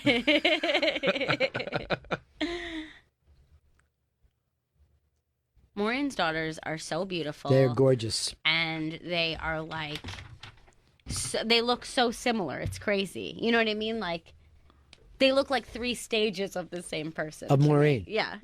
Like you could look at them and know what Maureen was like in high school. Yeah. You could actually look at Maureen and know what she was like in high school. Did you guys see Curb last night? Did not. Mm-mm, I haven't watched it yet. I think it was my favorite episode of the season, and it's because he would go to this. Well, first of all, the pit bull is in the is in it, which is great. But he would go to this restaurant, and he would notice that all the attractive people were sitting on one side of the restaurant near the windows, and the ugly people were sitting on the other side. And he's like, "Why am I over here? Is he saying I'm ugly? I always had a feeling that I was ugly, and no one would ever tell me." Earl, do you think of yourself as attractive or less than attractive? I would go towards less than attractive. What? Oh my God, Earl's no, one of the most Earl. attractive men I've ever seen in my life. Earl, you're so wrong. Yeah. You're a very handsome man, and I believe Tinder Wait, proved you know what that. he's trying to get us to say it. Oh, that's unattractive. He's then. fishing, and I'm the fish man around here. All right. You're big fish. That was a man. I really hope that Fish Stanley sticks because I think you need more nicknames. I have a lot. Earl, I hope that you weren't serious when you said that. I'm dead serious when I say You're that. not serious. Yeah, You all can't rolling all those 100%. women wanted to sleep with you, and you fucking didn't do shit with it. Yeah, Why you gotta turn that into it's a not negative, a negative Chris? thing that I'm telling him. I'm Yeah. telling him a positive thing, that he's handsome and other people find him handsome. Yeah. Well, I appreciate it and thank you, but I just never Look saw at it. how young you look, considering how elderly you actually He's an old are. man. Old man, take a look at your toes. You never saw Earl's toes, did you? No, I haven't. Oh, Bunyan Town. Really? Freakish. Yeah. Disgusting. Fucking freak. Disgusting. Chris, do you think you're a good looking man? I mean, I thought I was not bad looking when I got this haircut now, and I can't take myself seriously. Dude, that's a temporary thing, man. It's true. That's just fucking hair. All right? You're more than that. Thank you. It's I think brought so much youth to your face. I don't like the youth to my face thing. I was letting my fucking beard come in, but then I'm like, I'm shaving that for Pamela. The two things I wanted to be cleaned up for, it was very important for me, for not only Pamela Adlon, but also for Jesse. Oh, yeah, Jesse David Fox. You've always wanted to be shipshape. We haven't seen him in a long time. No. I haven't seen him in ages. Hey, I saw this, Chris. The day after Moon Tower, Netflix is starting a comedy festival out in Los Angeles, California, home of the Doors. I did not know about that. Seems like you should. I should. I should You know should about be that. breaking that news. Yeah, Ron to should be Ron. breaking it to me. This is not good. Well, that's fish for you. Mm.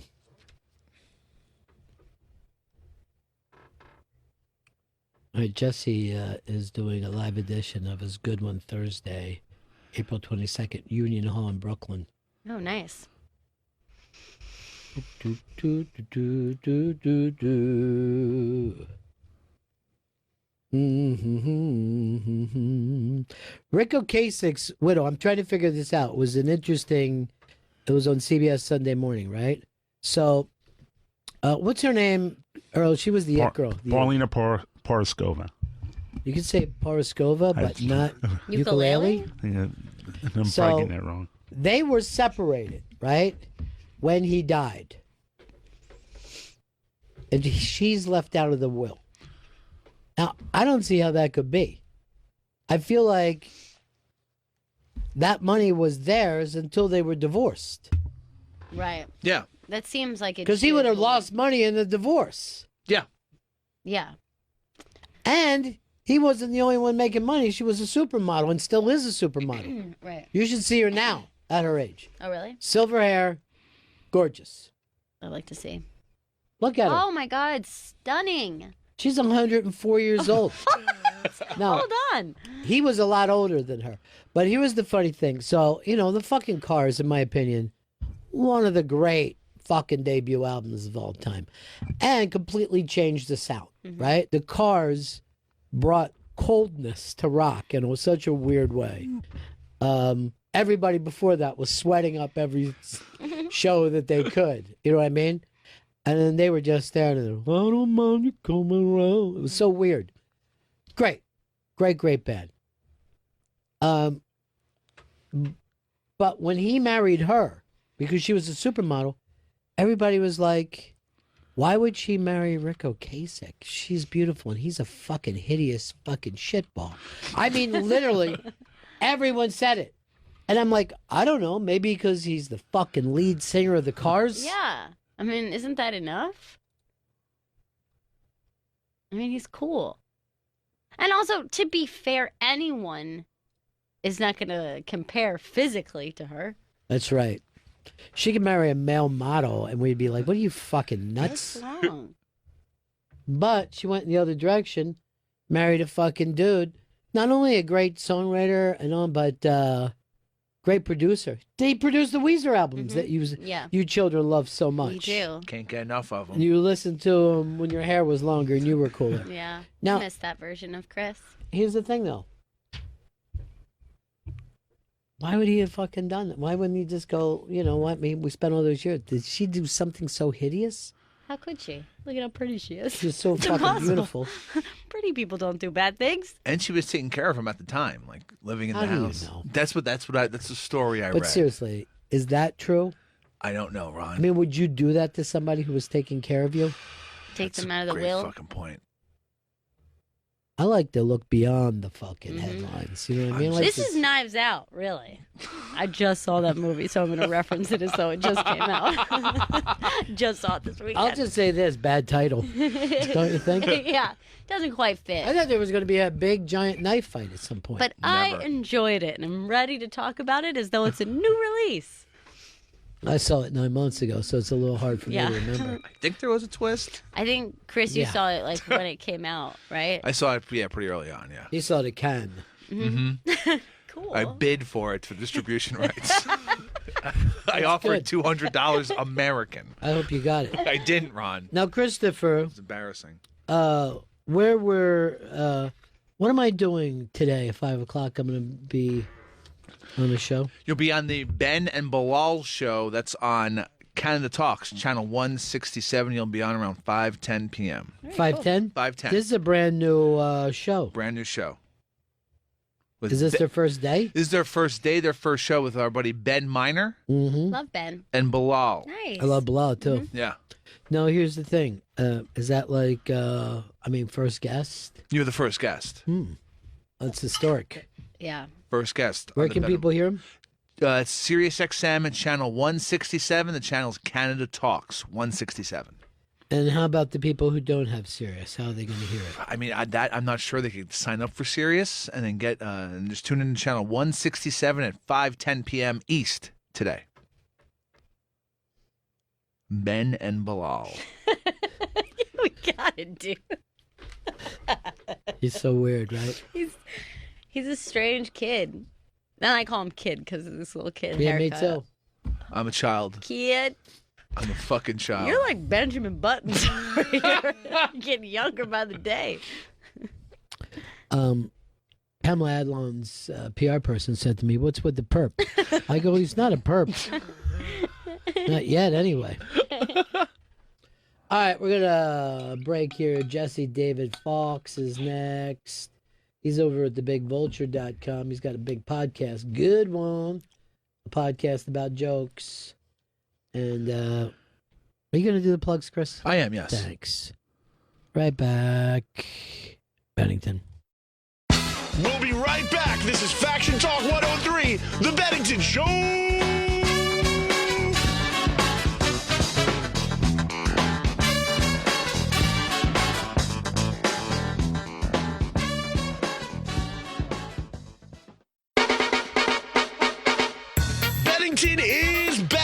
this is Faction Talk 103. It's the Bennington Show.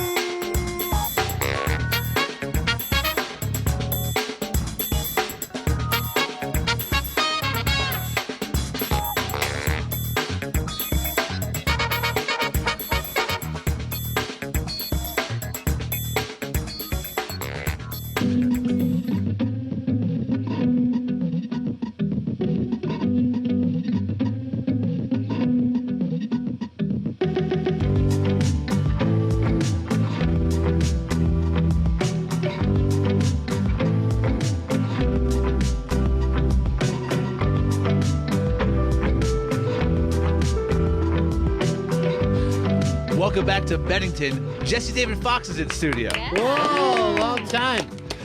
Jesse's podcast, Good One, a podcast about jokes, is available now wherever you stream your podcast. This week's guest is Michelle Wolf, which comes out tomorrow.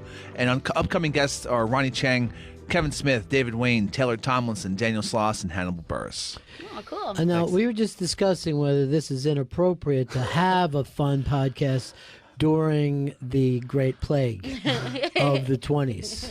I think it's allowed. People are not going to be allowed outside, so they Right. need things to listen to. I always was told this is where Jewish humor came from.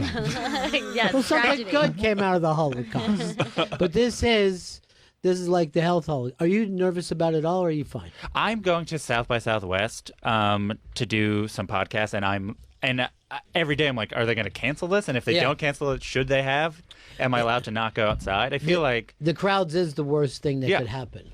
I mean, I don't know how nervous to be about it. Yes, I Like, think I'm that's the really same way. the thing, is that they're like, everyone take caution. And we're like, okay, what do we do? Well, nothing to do but be really aware. It's like I have a lot of beans at home. Yes. So I don't need to buy more. But if you think I should, I guess I will buy more beans. Because it's Yeah. like we've now been trained so much to think that the news media is so like cynical about stuff like this and Right. blowing it up that it's truly a sky is falling situation, right? Yeah. It's just like, well, this is just another one. But what Right. if it's not? They were wrong about the blizzard. Right, Now, exactly. I had talked to friends of mine in the club business and the restaurant business in New York. The number of them who have said to me, if we get 2 bad weeks, we're done. You know what I mean? Oh, God. People are like, if people stop coming out for even 2 weeks, I'm going under. Now, I had no idea. Everyone that I know. Yeah, in New York City, it's crazy Yeah. that people open restaurants or bars here. It's like impossible. Yeah, and it's all they do. You know what I mean? If they close, another one will open up. But all these people are right on the edge. People that have what I would consider very successful.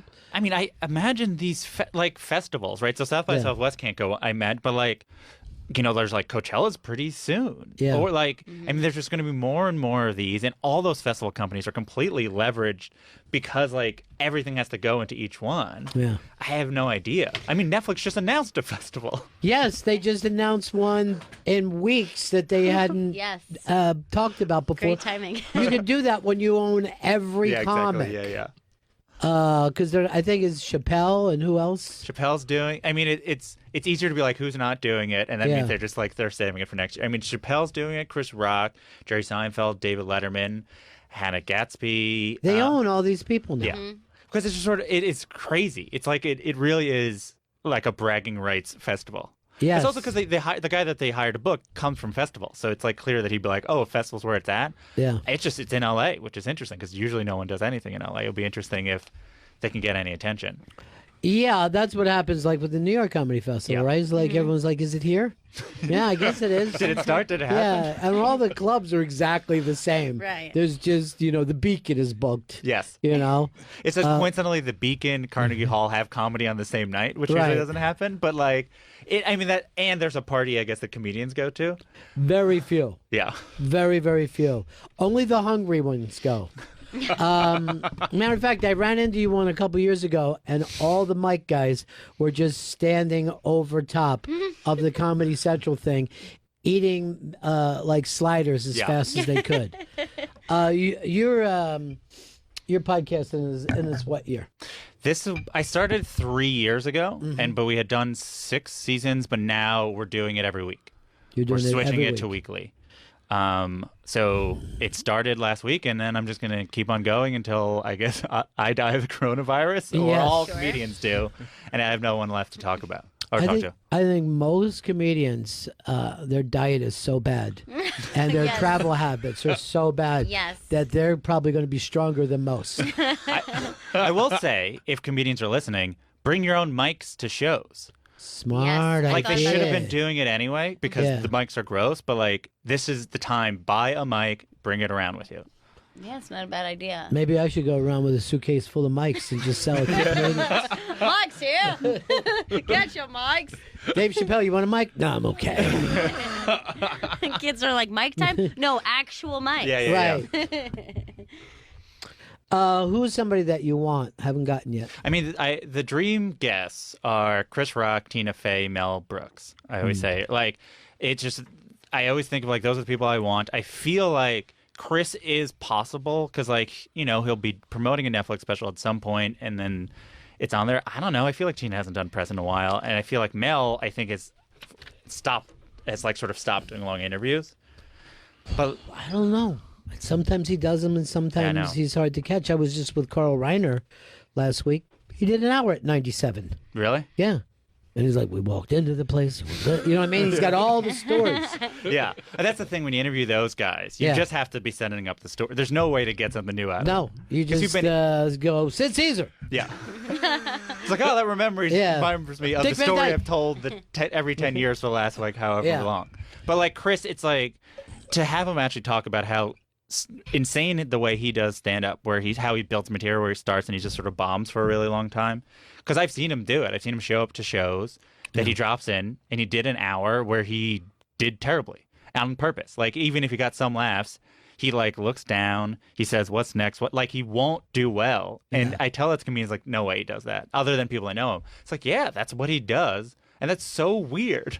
You know why? Because he came up when Rodney used to go out with those note cards, and he would read the jokes not as Rodney. Yeah, I think that's it's the so same thing. interesting. You know, he would just read it and go, okay, a little something there.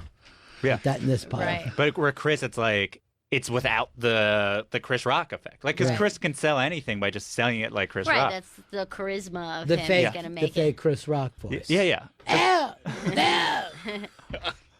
He'll just be a person, Mhm.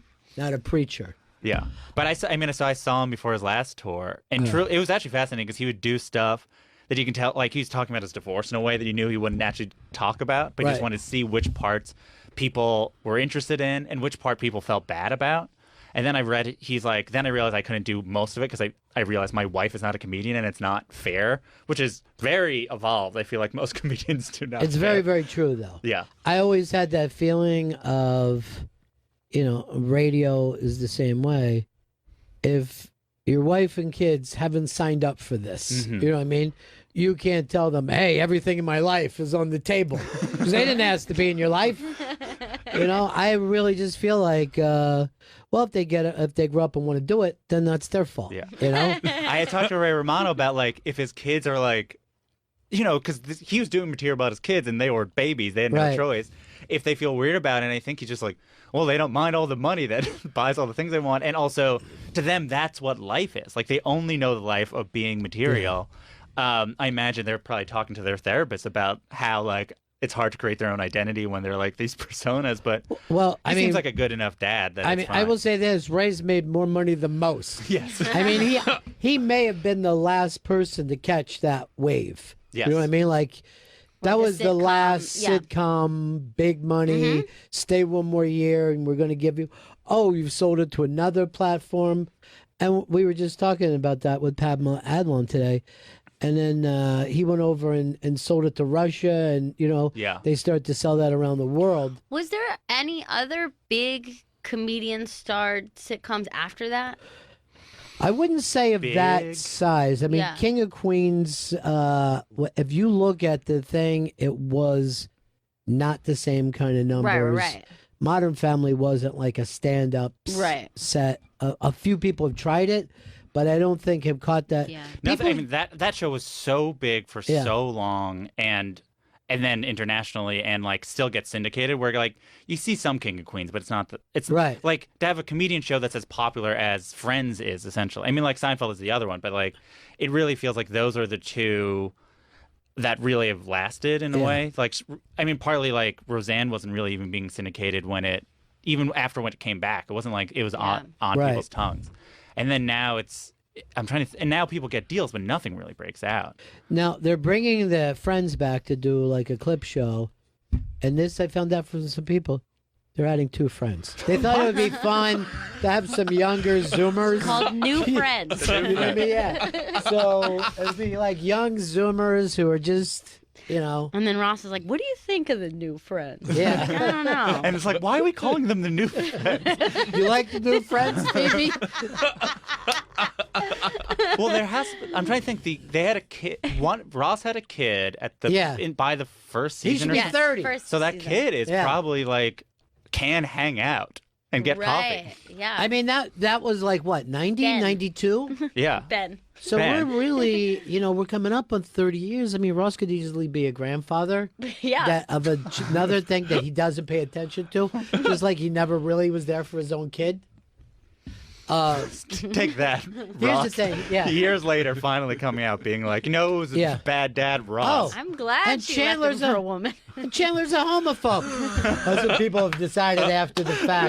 Yeah. When we all got woke, Chandler couldn't, you know what I mean? Because he's frozen in time. So the reason was everyone thought he was gay at work, and then his reaction was too far. Yeah. It It was is like, funny whoa. because it's probably like at the time, him accepting that some people would think he's gay and saying that's bad was what progressive was at that time. Right? It's like the same thing like when Seinfeld was like, oh, there's nothing not that there's anything wrong with that, was like incredibly contemporary. Yeah. But now we're like, that's so weird that it just sounds weird. weird to the ears that they would treat it that way. Chandler, I think, said, "Could I be any more straight?" And we're like, "Oh God." Chandler. And then his mom was a trans. She was trans, right? Right. Or I think. A woman she was played it's her. weird because it was a woman played her dad. It was the hot chick, Kathleen Turner, Yeah. the hot chick in the 80s, and then the raspy voice. But the thing was, it's kind of strange because she was supposed to be like a performer, so you would think she would be a drag queen, but she was trans. Like she lived that life as well as performed as. I imagine think. at that time. Well, no, RuPaul was very popular. And I was going to be like, well, there's no drag. No one knew drag. It's like RuPaul was like a very famous person in the 90s. He was underground famous, though. You know what I mean? I knew that song Supermodel, and I was a kid. Right. Like, he was on MTV, so maybe he wasn't mainstream. Right. But he was the only one. He wasn't what he is now. No. Right. It's now he's crazy like, how. Now he's like a daytime talk show. Yes. Yeah. I mean, he's like a different kind He's of Judge Oprah. Judy Yeah. at this point. And he right loves now. Judge Judy. Loves So Judge it makes Judy. sense. Who's just ending her show. Yeah. Mhm. She's doing a new show that sounds exactly the same, but it's a silly name. Judy Justice. I think that we're going to find out that she's going to hang herself. That is my belief. I only know That's myself. the first episode? Yeah, she can't live without that show. all You she can't knows. use the word judge. Well, then I'll use justice. You're plugging, Chris? Yeah, Jesse David Fox's podcast, Good One, a podcast about jokes, is available now wherever you stream podcasts. And he's hosting a live edition of Good One Thursday, April 2nd at Union Hall in Brooklyn. Special guests Joe Firestone, Pat Regan, Sam Taggart, and more. Go to unionhallny.com for tickets. Michelle Wolf is your Guest tomorrow, yeah. guest tomorrow. She's a joke machine. Yes.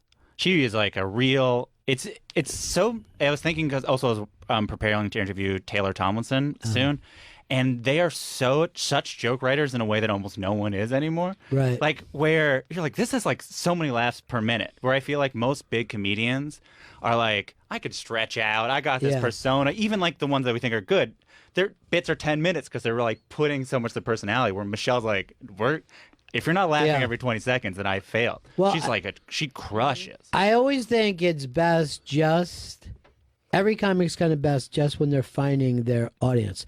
Once you get that audience, then you have the ability to be lazy or say something like Chappelle said some outrageous stuff and people are like, yeah, it's just Chappelle. You know what I mean? Like you're not walking the tightrope the same way. Mulaney was the perfect excuse. Mulaney the other night did a joke about stabbing the president. No one reacted. if Ari Shaffir would have done the same joke, they would have come for the Jew. That's what I believe. I do think that joke was because it's from Mulaney. Like, no one really thought about it until he needed the tag about how I had to ask my lawyer if I can do that Right. joke. And then I was like, that is like an incredibly, I mean, arguably risky joke. It's amazing there wasn't all this press about like comedy, Golden Boy, John Mulaney. It's just sort of. It's because he's today's cutie pie. Yeah, right That's now the thing. everyone's. Yeah. You can do They no feel wrong. safe Right. with him. And even the guys who got in trouble had that for a while. You know what I mean? They had that for a while, and then, once it turns, it turns. But he did a joke about the killing of the president. And I'm not calling for anything, but let's just be honest. Ari did it about a dead person. He wanted to kill a dead person. But it is, I think you're correct, which I always try to think about is like, what is the exact moment where you get too famous? And I think your first Beacon show is like the sweet spot of like, you still have something to prove. Yeah. You're getting people to listen to you so you can maybe do something more interesting. But I think by the time you're doing Radio City, like the second time you're doing Radio City, that audience kind of knows who you are, just knows you're the funny guy, and then like will let you either get away with stuff in a way that's not interesting and more like you can just like say a thing and no one's reacting, which is like not fun. Like then no one's doing the fun, or you're just getting off easy. And then it's like you're just not as exciting. But like right when you're pushing, where you're just playing some theaters where you still have to prove yourself and prove to yourself that you deserve to be there, then you're seeing like, and I think you look at almost everyone who was in that place. That's like probably where their best hour was. Well, look, no one should be doing Radio City. It's just a ridiculous thing. Let's go to Radio City in this giant place and see comedy. And then you're like, I don't know, I guess I'll go do Madison Square Garden next. I mean, these are insane thoughts. Have you seen a show at Madison Square Garden? No, I'm not going to. It's weird. Yeah. I mean, basketball is too small there. Yeah, I think that's fair. That we're like, that this is bad for a professional sport where 10 people are running back and forth, that one person talking and walking around slowly. Yeah. The rhythm of the laughing is weird. It's just sort of, and at best you're like, feels dangerous. Like not everyone should have this much energy in one spot. And then people are like, oh, that's it's cool because they put their face up on the screen. You're like, that's cool. That's cool. You know what I mean? They'd be watching a giant screen next to the tiny Hitler that's on stage at the time. It's like basically because most people are finding about comedy through like their little screens anyway. It's like, oh great, I get to be around 20,000 people and look at a bigger little screen. I thought it's so funny how many specials come out now that aren't reviewed, talked about. You know what I mean? Like they just happen, and then there's 2 or 3 more the next week. But Pete Davidson had everybody talking.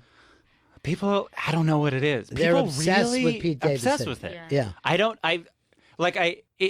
He's at a level of famous that is, and it's a different type of famous that we in comedy are sort of used to, where people sort of get famous in a certain order and they do a thing, and then fame comes because they did this movie that was so popular that like we have to reckon with him. He was so famous and no one knew sort of anything about him, in other than like knew anything about sort of what he did as material.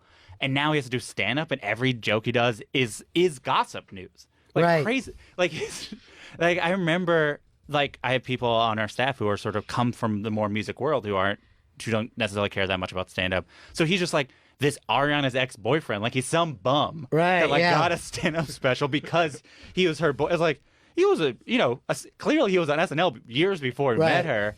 And so it's so weird for him to be in that bubble. It's hard for him to understand. Like, how can you understand how famous you are? Like, it's like impossible. It is. It's really. People were obsessed. Yeah.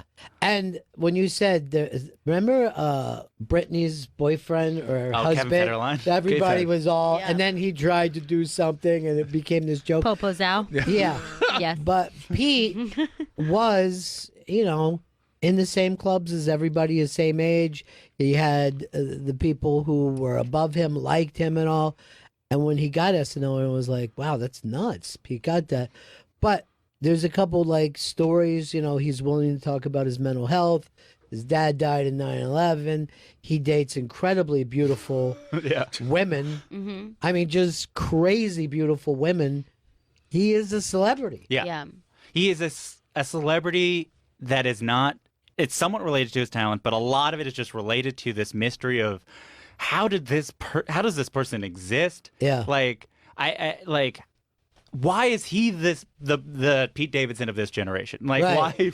why do people have crushes on him? Why does he date famous? Like, there's a lot of celebrities. And it's weird how somehow we've all decided he's this famous person. I remember the first night on that show, he trended number one just for showing up. And, he did a thing. It was funny. It was cute. It was great. But the girls decided, we love Pete. I remember that so distinctly. This is a nobody. He goes, here's Pete Davidson. He comes out in the front in the desk, and people cheer like they knew him already. Right. How does that? I truly have no. I think he has like please love me energy. Like you can tell he needs this, and everyone. I'm not trying to disagree, but they say his big dick energy. That's the energy. I have not. I think he jokes about it. I mean, he's like it's normal, or is this proportionate because he's pretty tall? I have no idea, but I think, or it's proportionate because Ariana was so small. Yeah, could be. Yeah, he did look like a Saint Bernard fucking a Chihuahua, I guess. Plug it away, Chris. Jesse David Fox, his podcast, Good One, a podcast about jokes, is available now wherever you stream your podcast. This week's guest is Michelle Wolf. That comes out tomorrow. And follow Jesse on Twitter at Jesse David Fox. Michelle Wolf looked like she handled all the negative press that came her way. I mean,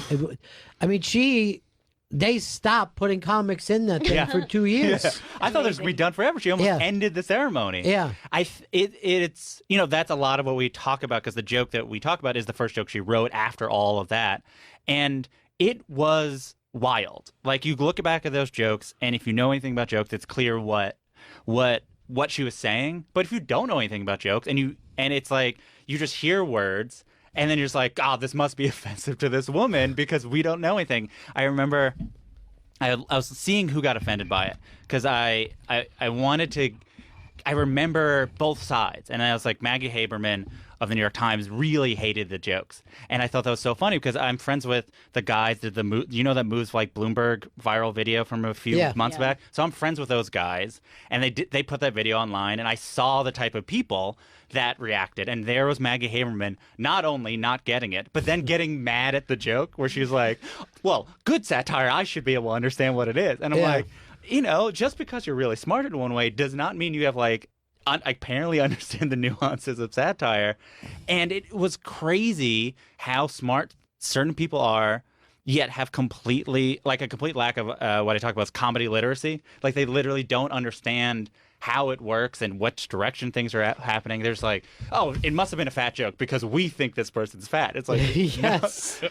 And Michelle talked about, like, I had much meaner jokes that I decided to cut out that were about there. Like, it's definitely about Kellyanne Conway's appearance. She had a lot of jokes about Kellyanne Conway's appearance that she took out because she thought it was unfair. Well, the interesting thing about the fact that they decided that it was a fat joke and that was offensive is so funny because, one, it clearly wasn't.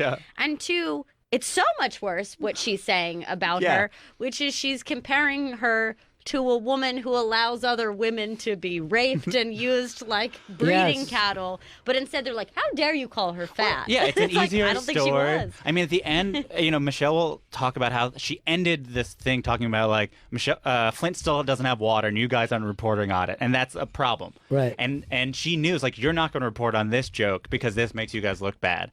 And like, she was 100% correct. Like, they picked the lowest hanging fruit because, like, unlike most people, I mean, I think two people really went in there being like, I want to do a bad job in the room. It was her and Colbert. Colbert, like, famously was like, no one in this room is going to understand what I'm doing, but, like, I'm going to tell the person to their face that, like, they're an evil person. And she did that. Michelle bombed in the room, truly. But people at home were like, these jokes are hard as hell. Yeah. And that's cool. Like, I remember watching the Colbert online thinking this is the funniest. And I'm not even a gigantic fan of his, but I thought that was the most on and most brave he was. It's truly talking, we say talking truth to power all the time, but like truly to their face and not caring. Like, that's so hard to sit It's in an that room. uncomfortable thing to say a joke and not get the laugh and go on to the next thing. Yeah. It's unnatural. Like, you're thinking, like, do you have to imagine an audience in your mind who would appreciate this. Down the hall somewhere? Yeah, somewhere. Yeah. Someone's laughing, and I have to hear that in And my pace head. yourself for it. It's I mean, but like a person like Michelle can do it because Michelle, as we said, is like a machine of like, these jokes are right. I tested them out. I remember where the laugh is. I know this is correct. Like, but you know, most people just couldn't withstand that because it's. You talk, and when you say a thing with reaction, it is crazy for no one to not only not react, but like, you know, they're upset with it. Sure. I always think it's funny who ends up in the bucket, because from the Comedy Central show, Dina Hashan, is that? Dina Hashem, yeah. Hashem. And she is so quiet and delivers her jokes like this. And then that thing completely blew up. Right. Because of hip-hop fans who listen to the most offensive fucking shit that you could ever hear. I'm going to fucking shoot the bitch and all, you know. And then this young lady had them outraged. I think if you remove jokes from context, it makes sense why they would make people outraged. Like, if you remove the context of like, we all understand this is a joke, we remove what is harmful. Like, you know, there's this idea of comedy called the benign violation, which is it needs to be a violation, but it should seem safe or not dangerous. So if you remove the part where you go, well, it is safe, or this is not dangerous because we're in this comedy club, we understand, then it's just like people saying awful, terrible things about a person you love. Like, it's, and if not, then it's sort of like, well, then what's the point? Like, it should see, like, that's the fun thing about comedy, which is like, if everyone in the room knows what you're trying to do, and if you're good at it, you can get people to laugh at things they don't agree with, laugh at things that are hard. Nothing funnier. Yeah. Nothing funnier than laughing at stuff that you don't But agree with social at all. media ultimately always takes that element away. And that's the thing, right? We have to figure out a way. I was talking to comedians. I was talking to Daniel Sloss about this because Daniel Sloss does a lot of this stuff, and he's really thoughtful about the lines and things like that. And it's like, I think part of the problem is like, people on social media don't know how to say they don't like a joke other than to say like, this joke is wrong. Right. Like, because they don't have the vocabulary to criticize comedy, because there isn't really like a culture of comedy criticism like there is film or TV. They can't say like, oh, this joke is a failure because the target of this, or this joke is a failure because ultimately you don't have a setup that justifies this punchline or something like that. Instead, they're like, this is wrong, you're not allowed to talk about that. Which, that's like their version of saying this. They just don't know how. Like, I think my dream in life is like to teach the world how to complain about comedy in a way where we like respect comedy on its own terms. And hopefully like understand what people are trying to do. Well, I mean, we don't even have good film criticism anymore. I mean, we've crossed that path. Critics used to, in a lot of ways, almost be like the comedians of their time. Like, if you look back to Walcott and those kind of Dorothy Parker and all them, they were very funny people. Yeah. And the subject that they picked was a Broadway play. Yeah. But that wasn't their first intention. You know what I mean? Yeah. Their first intention was, let me go out and take the piss out of some people. And that was as funny as I think you could get in that time. But now we have, I don't even know what most film criticism is. I really don't. You know, I start to read it, and they're giving away the end of the movie. And yeah, I don't read anything anymore, particularly about movies that I like. right, You know, I but would that never you want to read- go see. Yes, no Yeah. way, Yeah. because you know, often it's bad enough that there's spoilers and headlines now Right. for movies you want to see. So So I let's kind of call the avoid wild. it. Just look at this. You'll cry when the dog dies. That's insane to put that out there. That dog dies? Yeah. I think it was Colin Quinn who was saying that he finds nothing stupider than when people say, as a comedian, you can't punch down. He goes, there's no one beneath us. And at best, it's a slap. You know what I mean? You're not getting Yeah, an the term actual punch is punch. also- yeah. You know, you're getting an effeminate slap from an outsider. But I think punching down, punching up, for somehow has become the only terms people know, and I think Right. it's a really inexact term. And also, what you mostly see now is like, everyone has decided to place themselves as lower than everybody else. Yeah. So everyone's like they're punching up. I feel like that's like if any influence of what Donald Trump has had on speech is that like Donald Trump, even as the president of the United States, acts like he's punching up when he's like criticizing people. It's like he's the president. He's like, how dare they make fun of him? He's like, you are the president. You're as high up as we would ever go in the past. But I will tell you that there are people that find Trump to be hilarious. And that's the thing I think the left could understand, is that they don't believe that there are people who find Rush Limbaugh funny. Yeah. But there are. There are people like, oh, and a lot of it is because they think that he's attacking the people that they can't, whether it's the New York Times or the Washington Post.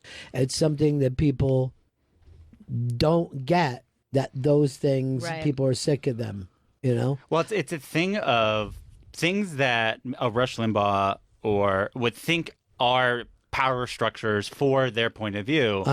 To people who don't think of the New York Times as a power structure, but think of it as an ally for truth or whatever, don't see that connection, right? It's like, but to a person who agrees with Rush Limbaugh, then, right, he's like speaking truth to power. But but out of the context of that, where you think of Rush Limbaugh as the power, whatever that means, that it's almost impossible, right? You live in it's bubbles, but it's also like you have a completely different view of the world. That's the exact opposite. So you'd have to imagine a life completely different than your own that you're living, and then imagine the sense of humor of that is so hard.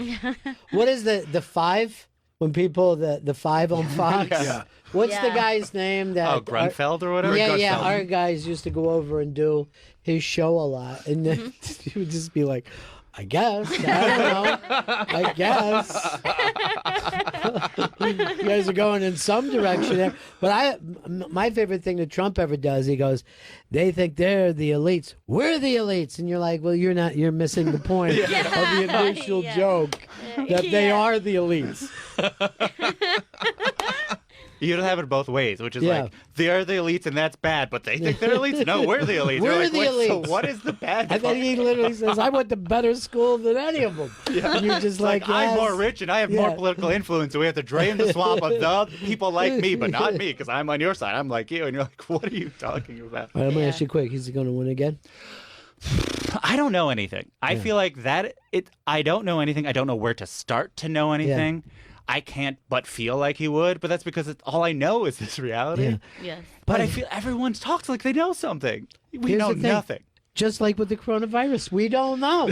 We don't know what's happening right now. This. Yeah. You know, the wheels are already in motion. It is crazy that people whose job it was to know last time were wrong, and then they just live their lives pretending like they know. I would have a crisis. I would quit if my job was to predict adventure. Like, my job is to say like what comedians are good or whatever. If something happened where we all learned that comedy was a lie and no one finds anything funny, I would quit. But they said like, well, obviously this is going to happen. Then it didn't happen. They just keep on having their jobs. Look, ESPN has guys picking the games every week, and they're back the next week after being terribly wrong. The Wilder fight, the Wild Fury fight, everyone got it wrong, and then they are the people that get to talk about why Fury won, and then act like it was obvious. He's unstoppable. He's unstoppable. We knew he was unstoppable, and it's like, you literally less than 24 hours ago say like that punch is the ultimate difference maker, whatever. Always good to see you, buddy, and best of luck with your show. Jesse David Fox's podcast, Good One, a podcast about jokes, is available now wherever you stream your podcast. This week's guest is Michelle Wolf. That comes out tomorrow. Upcoming guests, Ronnie Chang, Kevin Smith, David Wayne, Taylor Tomlinson, Daniel Sloss, Hannibal Burris, and Jesse's hosting a live edition of Good One Thursday, April 2nd at Union Hall in Brooklyn. Go to unionhallny.com for tickets. Who's your favorite comic right now? Do you got a fave? I do, and then Kristen Schall's my favorite comedian. So I say she's my favorite comedian. She doesn't tour, but she still is performing enough to say it.